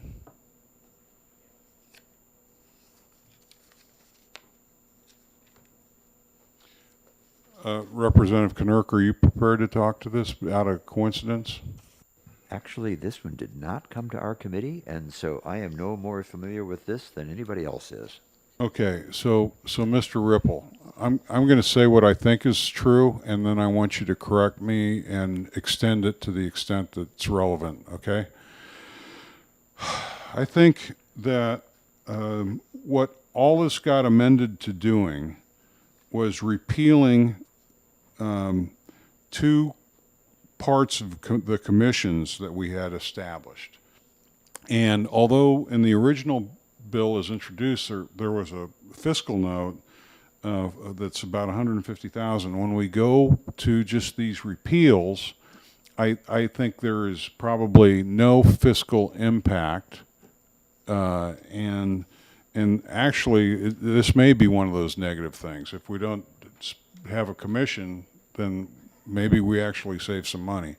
So I'm thinking that if it's a negative number or a zero number on the fiscal impact, this is one that we would probably just do a formality and OTPing it next Monday. Mr. Ripple, how'd I do? How would you correct or extend what I said? Well, I think it's true. If you've seen the revised fiscal note that I think we put out over the weekend, it states there's no fiscal impact to the bill as amended. Representative Irf. Thank you. I did speak with Representative Rice, and yes, your presentation was accurate. There's actually another side to this, and that is that this, even though these commissions themselves are being eliminated in statute, they're actually being incorporated into other commissions that already exist for these purposes, and apparently that's coming through in the Senate bill. So I agree with your OTP indication. So the military way of thinking about that is they're just reassigning the mission to other existing organizations. Okay, very good. So, so I laid out a proposal that we vote on this on Monday. It should be an easy vote, or really just a courtesy to Representative Rogers, or we could vote on it now. Would Representative Wallner or Representative Knirk, should we just wait till Monday? All right. All right. We will defer a vote on this until Monday, and there's no amendments or anything. So, okay. So before I adjourn for the day, are there any, words for the good of the cause? Did anything? Did we forget anything, Mr. Clerk? Do I need to ask for anything before we go? It's not blurb time yet, blurb assignment. You decided the ones I missed we'll do Monday anyway. Yeah, so we're going to put everything we did today on Monday because we didn't get a good vote on those. Plus, I think it was 1647 that Division 1 slid to us that needs to be added. So technically, we picked up another bill. And that one we don't know anything about. So I'm going to do that last so that we can run through the first ones fairly quickly and then spend time coming up to speed on 1647. Okay. Are we done?